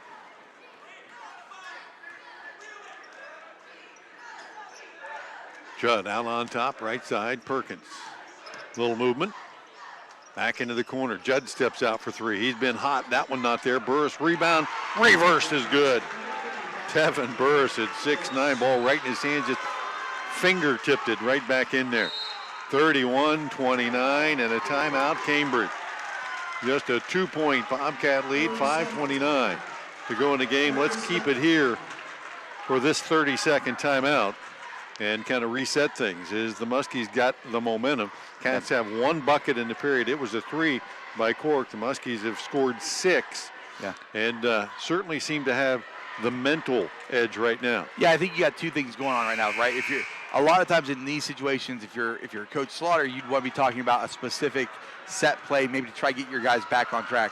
I think realistically, it's got to be more of a conversation around, hey, we got to start running on the board. We got to start running to these gaps to break the pressure, not this, right? At the same time, if you're Coach Scheck for John Glenn, you're really talking to your players about their energy level, about the fact that if they stay committed defensively, you're starting to see the Cambridge turnovers. You're starting to see the wheels come off the rails a little bit. And then if you're able to offensively continue, 1, taking the good shots, but 2, offensive rebounding and getting extra possessions, you're seeing that you're almost to the crest of the hill. Sean Perkins on the inbounds, down the corner to Cork. He'll pick up the loose ball, put up the quick 3, no good. Chased rebound down the far corner. That's Moore back out on top. Cats took a quick shot there that time, and I'm not sure that's what they drew up. Perkins nearly lost the handle. Back to Cork again. Feed to Valentine. What a pass by Dominic Cork. Valentine wide open on the backside. I don't know how he got it to I'll me. tell you what, that is I very seldom have seen a 2/3 of the court bounce pass. Skip pass under the basket like that, man. I mean, that's the kind you do with a rock at a lake. That had to have a little bit of sideways spin on it to make it curve. Williams, top of the key 3. No good. Burris kept it alive and got hacked on the way back up. Devin Burris hammering the boards here in the 4th period, giving the Muskies extra chances, and Cody Moore picks up foul number 3. 6-footer versus 6'9". Yep. That's all you can do is just drag him down, right? You know, I'll tell you what, in this kind of game, that's the thing for Cody Moore. The longer this game goes, the more foul trouble, because he's got to be a guy who plays with energy and heart to start with, and now you tack on 8 inches on top of it. Burris knocks the first one in. 33-30 as Aricchio checks back in. Second one, front rim and short, and a rebound. They're going to call, Perkins over the back as Cody Moore had him boxed out pretty good, and he reached over top of his shoulder. Reese Perkins, disagreeable to that one to an extent, but it is his 3rd. So he's got 3. Cody Moore for the Bobcats have 3. 4.5 left to go in the game. Perkins nearly lost it. Moore comes up with a loose ball, feeds it over to Valentine, and tipped away from him and out of bounds. Cats trying to attack the middle there, but that first pass is costing them right now. Well, as you're bringing it up, you get sucked into this idea that you got to pick one side of the floor. And really, when you pick that one side, you're dictating for them what they want you to do. Inside feed to Moore. Knocked away by Perkins from behind. Williams came up with a loose ball, so the Bobcats do end up turning it over. Up by 3, 4:15 and counting. Reese Perkins, right corner. Back to Williams. Back to Perkins. Skips it across to Aricchio. Williams, top of the key. Fake to 3. Steps in. Long deuce. Yes. Evan Williams. 5th point of the night, and it is a 1-point ball game. Perkins continues to push the Bobcats to the side. Sean Perkins dribbles it out of bounds off his own foot, and it will be John Glenn ball again. Reese Perkins doing a great job defensively on top. He is dictating where Cambridge is going to be able to take the ball by forcing it to the side. He has the ball in his hand, slashes to the basket, kicks it out. Aricchio 3, no, rebound. Judd trying to go back up underneath, does, boom! Ben Judd, 6 in the period, and the Muskies have their first lead of the night, 34-33. 3:25 left in the ball game. Perkins across the timeline, finds Cork in the corner. Plenty of time for this 3, go off the back of the mark, and Aricchio clears it out. Muskies can extend their 1-point lead. Judd down low, Burris kicks it out. Williams passes up the 3. Back to Burris, he won't pass it up. Boom! Devin Burris buries the 3. Timeout Cambridge.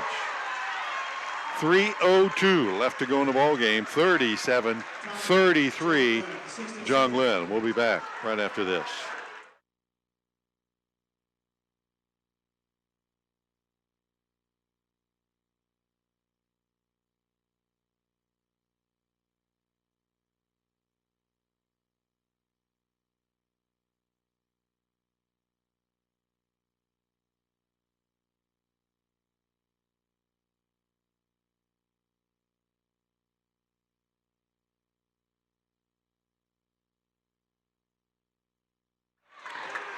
Back at Gene Ford Court, 3 minutes left to go in this one.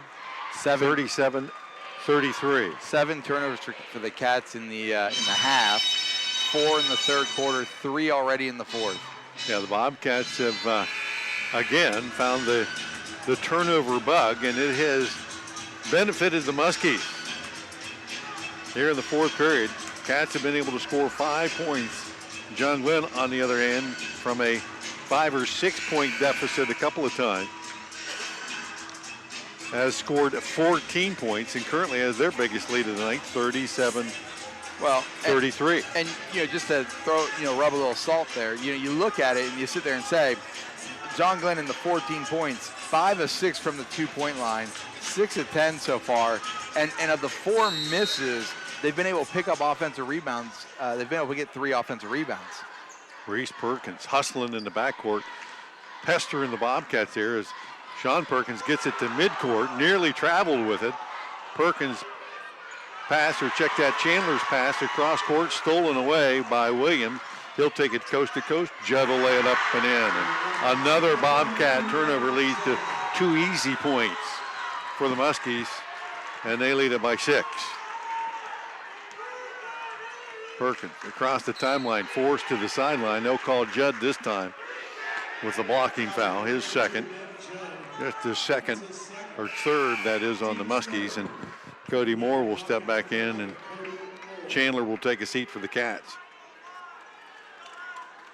39-33, 2.5 left to go in the game. Bond across the half-court stripe. Perkins in the corner. Cork passed up a 3 this time to Moore. Back to Perkins.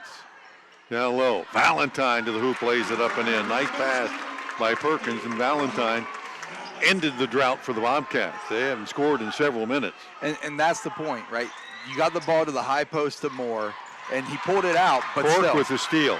Looked up the floor to Perkins and threw it away, and it goes right back. No, they'll switch the call, saying touch last by the Muskies. Cork that time, he looked up the floor and he thought he had Perkins breaking open and just threw it over his head and nearly out of bounds. But it will stay Cambridge ball. 2:03 left. 39-35 John Glenn. Inbound. Perkins out top. Passing around the edge. Cork, Bond, right side. They'll close him out, back on top. Tried to feed it inside to Moore, threw it behind him right into the hands of John Glenn, and the Cats turn it over yet again. Cambridge, a lot of unforced errors here down the stretch. Williams. Pass out on top. Perkins will pull it back. Muskies know they're in a foul shooting situation, and they'll get one right here.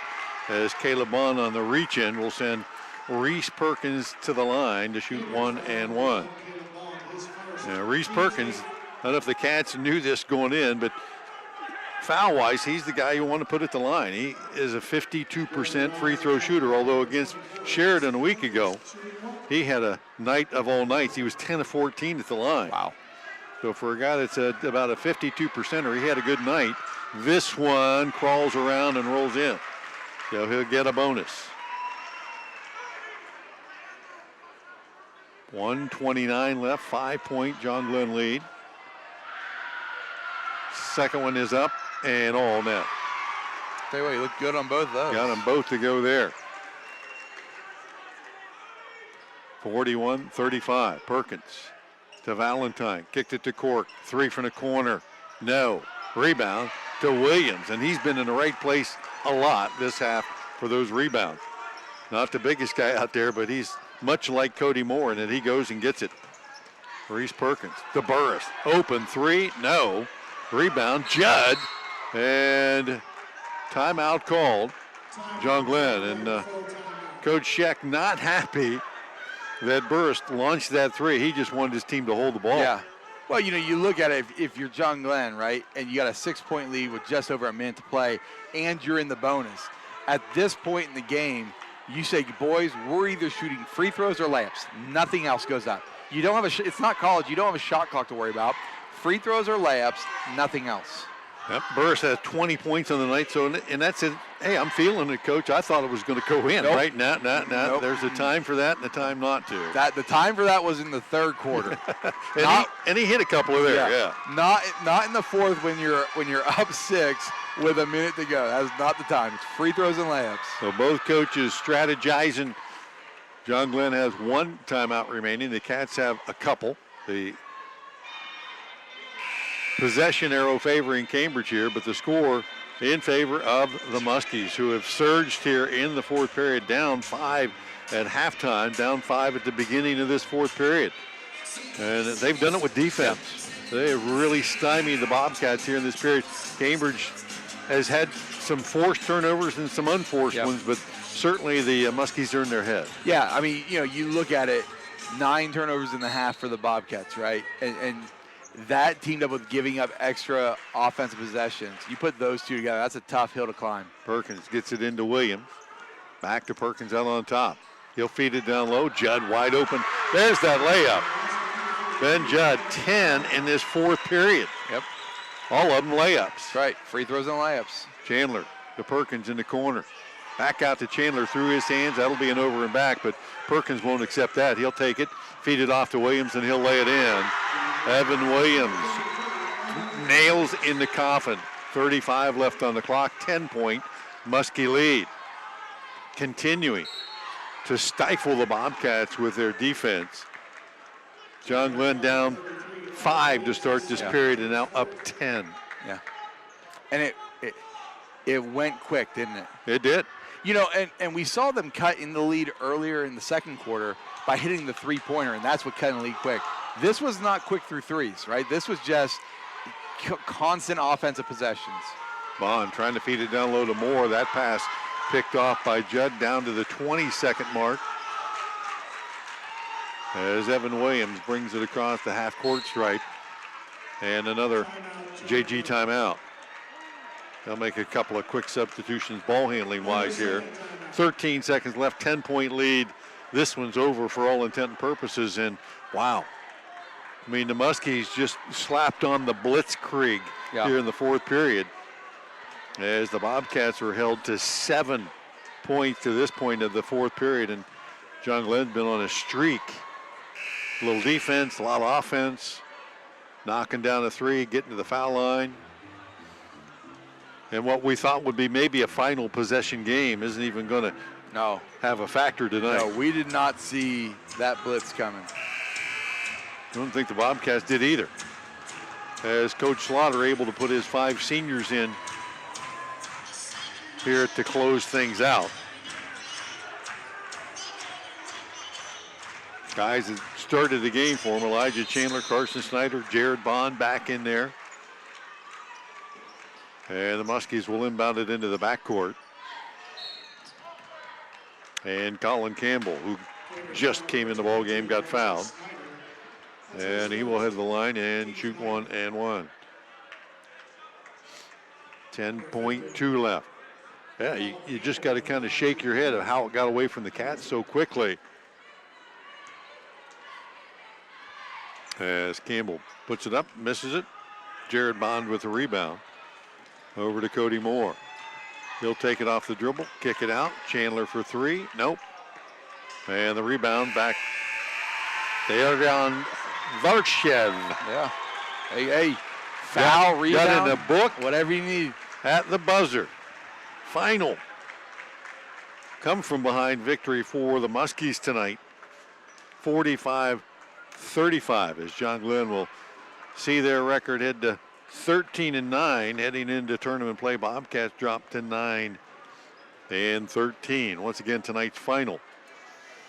John Glenn Little Muskies 45, Cambridge Bobcats 35. Stay tuned. Got our post-game wrap-up coming up. Players of the game. John Glenn will get the Wally's player of the game from Wally's Pizza, New Concord, Cambridge. Player of the game sponsored by Crino's Pizza of Cambridge. Once again, the final. John Glenn 45, Cambridge 35. Back after these messages.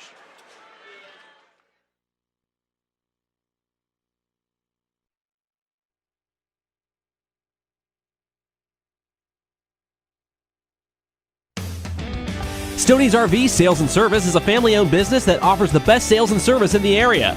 They provide a full service department to handle all types of repairs and offer one of the largest parts departments in the state of Ohio. Their inventory features new and used park models, park trailers, fifth wheels, travel trailers, fold-down campers, truck campers, hybrids, ultralights, and trailers too. Visit their indoor showroom year-round to be ready for your next camping adventure. That's Stoney's RV Sales and Service on Route 40 east of Cambridge. The team at Rogers Company works hard to earn your business. Fall means cooler weather, and Rogers Company is your heating headquarters for all your heating services. They install new furnaces and provide service and maintenance. They also provide geothermal and ductless systems for both residential and commercial. To put Rogers Company to work for you, call 740-685-8677. 24-hour emergency service is also available. Surgent Construction is leading the way in commercial and industrial construction. Their team is committed to providing an exceptional construction experience from pre-construction through project completion. Their success is measured by the degree in which they exceed their clients' expectations. Currently, they're the contractor on the YMCA project and the new education center at Jurassic Park. That's Surgent Construction, the name you can trust. Like them on Facebook or online at surgent.construction.com. TK Auto Service is the garage that knows how important your time is and how much you depend on your vehicle. They are your tire center for Mastercraft tires and tire repairs, rotation, mounting, and balancing. TK Auto Service offers vehicle maintenance, including oil changes, starters, brakes, struts, shocks, and more. TK Auto Service, just a mile east of New Concord and minutes from Cambridge on Route 40. Hey, this is Ted with TK Auto Service. Give us a call at 826-4916. That's 826-4916. Make us your repair service for all your vehicle care.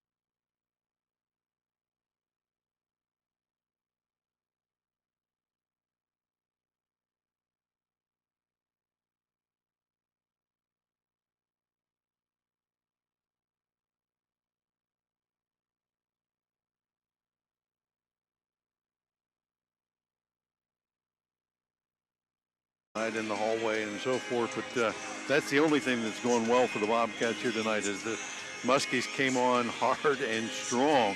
Yeah.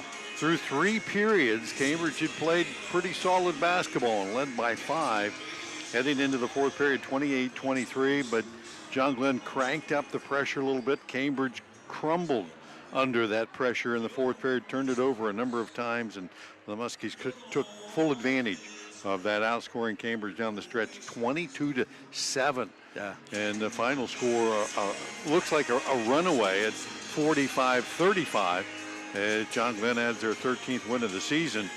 But, it's a combination, as you and I talked here before we came back on, a little bit of a combination of John Glenn finally kind of got it in tune and cranked it up a little bit. And what we've seen from Cambridge a lot this year is when things get pressure, when things get tense, they don't always respond well. There's 2 things that really kind of stick out to me when I think about it. The first is, and one for each team, right? So for Cambridge, you got through the 3rd quarter with a 9-point quarter, and you and I kind of didn't take the deep breath, but we took a breath thing, and you know what? That was not a really clean quarter for you, but you got out 9-9. You still have a 5-point lead. You might have just dodged the bullet there, right?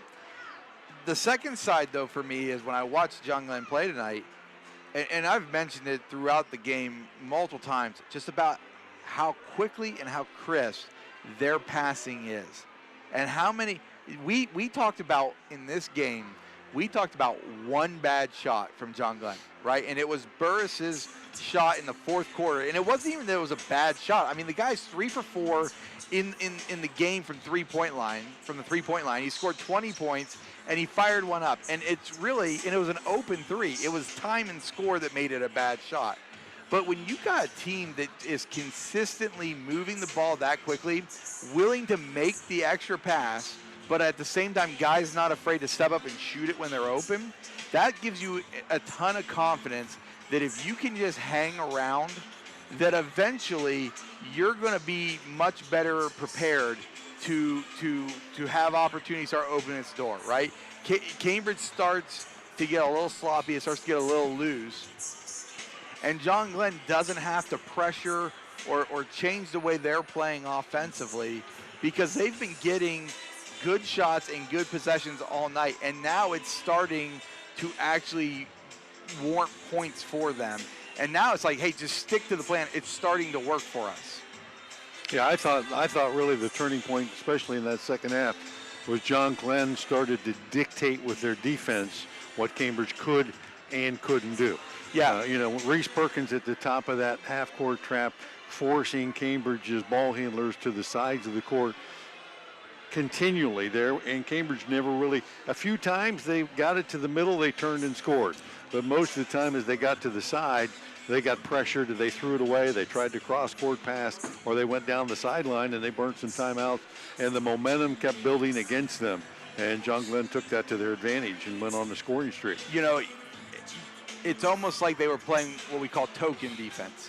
So they're showing you the defense that they want to play. They want to play a zone. They want to play a trap, but they're playing very loose and very soft, trying to lure you into being comfortable what they're doing. And then at the right time, they were able to make that change. And that's tough for high school kids. It's not tough to play loose and to play almost passive, but to be able to stay disciplined and turn that dial up in a very short amount of time. And then at the same time, you turn that dial up, you start forcing turnovers to then come back to the offensive side and you turn the dial back and just to keep going on, off. It's like a light switch, on, off, on, off, on, off. And they were able to do it for for almost a 7-minute, almost controlled burn. And man, they just came out in a great spot because of it. One of the things that's benefited Cambridge throughout the season is they've had pretty balanced scoring. They were not able to get that done tonight, scoring only 35 points, but most of those coming from Dominic Cork. He led Cambridge with 18, knocked down a couple of threes. He was the only Bobcat to get to the foul line tonight, knocking down 2 or 3 there. Caleb Bond, who's been hot of late, just knocking down 1 3 tonight. 8 points for Sean Perkins, an early slam that gave Cambridge a lot of energy, but only had 2 points in the second half. Brock Valentine, finished with 6 for the Cats. For the Muskies, Devin Burris leading all scorers tonight, 20 points. He had 3 threes, 3 of 5 at the line. Ben Judd, 11 on the night, 10 of them in the fourth period. He was in the right place at the right time, kept the ball alive, got some stickbacks, ended up with 10 points there to be the second leading scorer for the Muskies. Evan Williams was 7. Reese Perkins only 4 points. Tonight he normally gets about 10 or more, but he did what he had to do. His deal tonight was dictate defensively and kick the ball around to the open man, and he did that enough. Bo Riccio knocked down an early 3-ball as the Muskies had 5 threes on the night and 8 of 10 at the free throw line to come from behind and pick up their 13th win of the season against 9 losses. Bobcats fall to 9 and 13. And, you know, with that and many of the other statistics that you have, this game was very even early. As a matter of fact, the Cats led in a lot of those statistical edges at halftime, but as the game wore on, they all went against them. Yeah.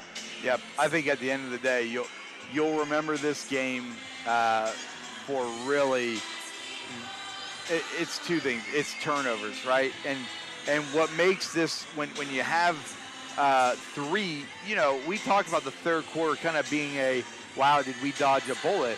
But you would say from a Cambridge standpoint, you played really well for 2 quarters. You played okay for the third. And for the amount of turnovers to happen in that fourth quarter, that's just a tough one, because that, when it happens in such a in a high volume fashion at the very end, and you watch 5 slip, right, being up 5 to ultimately the end result, those just that just sticks out as kind of, you know, where the symptom came from. Final score tonight, John Glenn 45, Cambridge 35. Our players of the game, as we said earlier, brought to you by Crino's Pizza of Cambridge. The player of the game for Cambridge will get a large 1-item pizza, 2 liters of pop. Call Crino's of Cambridge in the Dewey Avenue Center, 740-432-2200 for your post-game pickup or delivery. Dominic Cork leading the Bobcats tonight. Our player of the game there for John Glenn, the Wally's player of the game from Wally's Pizza in New Concord. They'll get 4 free slices of pizza, maybe a little extra cheese on those and some pop on the side. 740-826-1234. If you're on your way home and want some pizza, give them a call. Devin Burris, pretty impressive game there. Came in average at 11 and got 20 tonight. Threw it down one time, played a pretty good all-around game, inside, outside. Rebounding as well, as you might expect him to do. He had an impact in the game at 6'9", which you would think, hey, the biggest guy out there should control a lot of what goes on, and tonight he did. I'll tell you what, a good floor game, you know, he's one of those guys that just very similar to Cork tonight, where high volume statistically, high volume players that never really made you feel like they were just totally out of control and never just totally dominant either. It just felt like every time you turned around, they were in the right spot to make a good play. They knocked down some hard buckets. They got some easy ones. And when it all adds up at the end, you find out, man, they had a heck of a game. And what's really interesting about it, to me at least, when I think about the statistics, would be Ben Judd, right? Is when you look at the stat line, you know, we talked about this in the at halftime about when you look at the statistics, there are certain pieces here that don't really provide the context of what you really saw, right? And so we talked about John Glenn going into halftime down 5, and that when you look at the stat line to be down 5, it doesn't really tell you what the context of that half was. When I think about Ben Judd, 11 points, 10 in the fourth quarter, when you look at his stat line, the context of it isn't actually going to show about, you know, we talk about Cork and Burris kind of being that steady Eddie for the entire game, and the numbers just add up. Where for Ben Judd, it's more, hey, maybe it doesn't show it, but wasn't necessarily the most influential player for 3 quarters, and then all of a sudden just bursts on the scene with a heck of a way to close the quarter out. Well, yeah, I mean, you know, a lot of people remember his 2-hand jam tonight. I think back, he hits a 3-pointer right before halftime to make it a 5-point game instead of an 8-point game. Yep. And then the Muskies come out and they play even in the third. But you know, if they're down 8 going into third, then it's maybe a little bit different than it being 5. Well, and you and I talked about that. You know, when you think about certain moments that really stick out to you, people will always remember, who saw it will remember the three-pointer to end the half. But what they'll probably forget is you're up 8, if you're Cambridge, you're up 8 with 20 seconds to go. You have the ball, and you're going to have the ball coming out at halftime. So in your head, mentally, you've got to be saying as a team, our goal here is to make sure at a minimum we walk away with 8, at a maximum we walk away with 11. And instead, you walk out with 5. And it doesn't seem like much at the moment, but the reality is it's a big play. It was a big play. It propelled the Muskies to their 13th win of the season. I want to thank everybody tonight on our production crew. Certainly the Q napping over there, Adam Green. And back at the station, Jeremy Allen. Doing things there. I want to thank all of our sponsors on the video side tonight. Stoney's RV Sales and Service, Rogers Company, Surgent Construction, TK Auto. Thank you for making our streaming video possible tonight. And you'll be able to check that out on our website. We'll have that up for you to continue to take a look at. If you're a Bobcat fan, certainly a Muskie fan, a little history there tonight. Speaking of history. Big night for her. Yeah, that's a good one.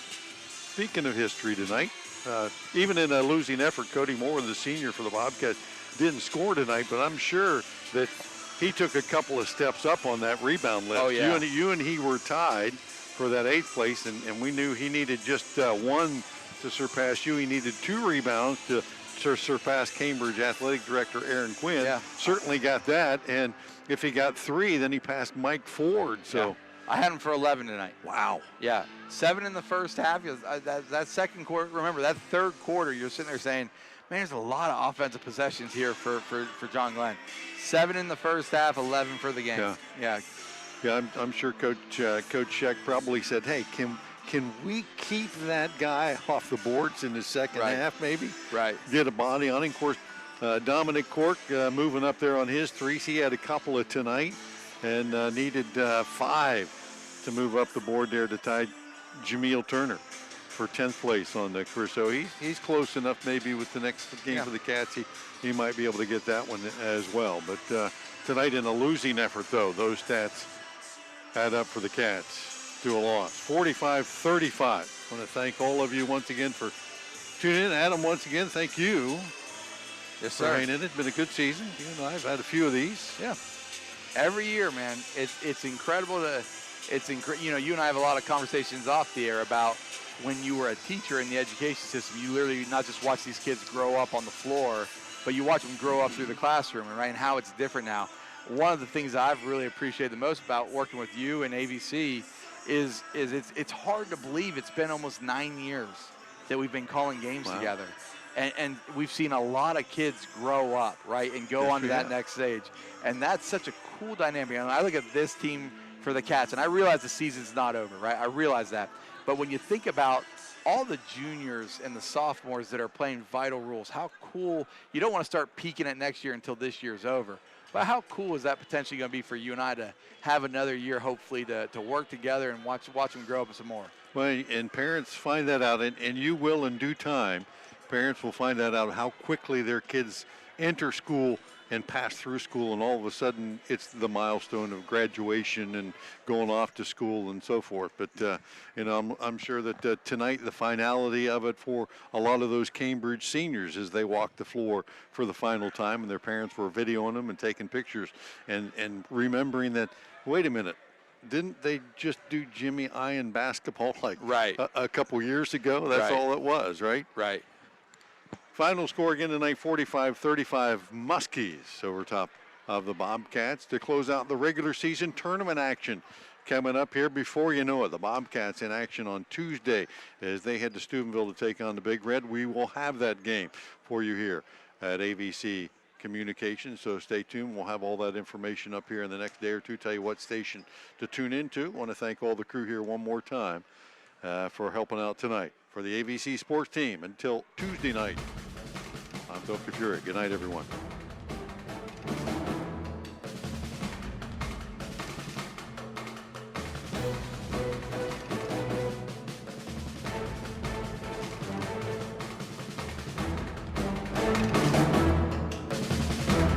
Meadowbrook, Cambridge High School basketball.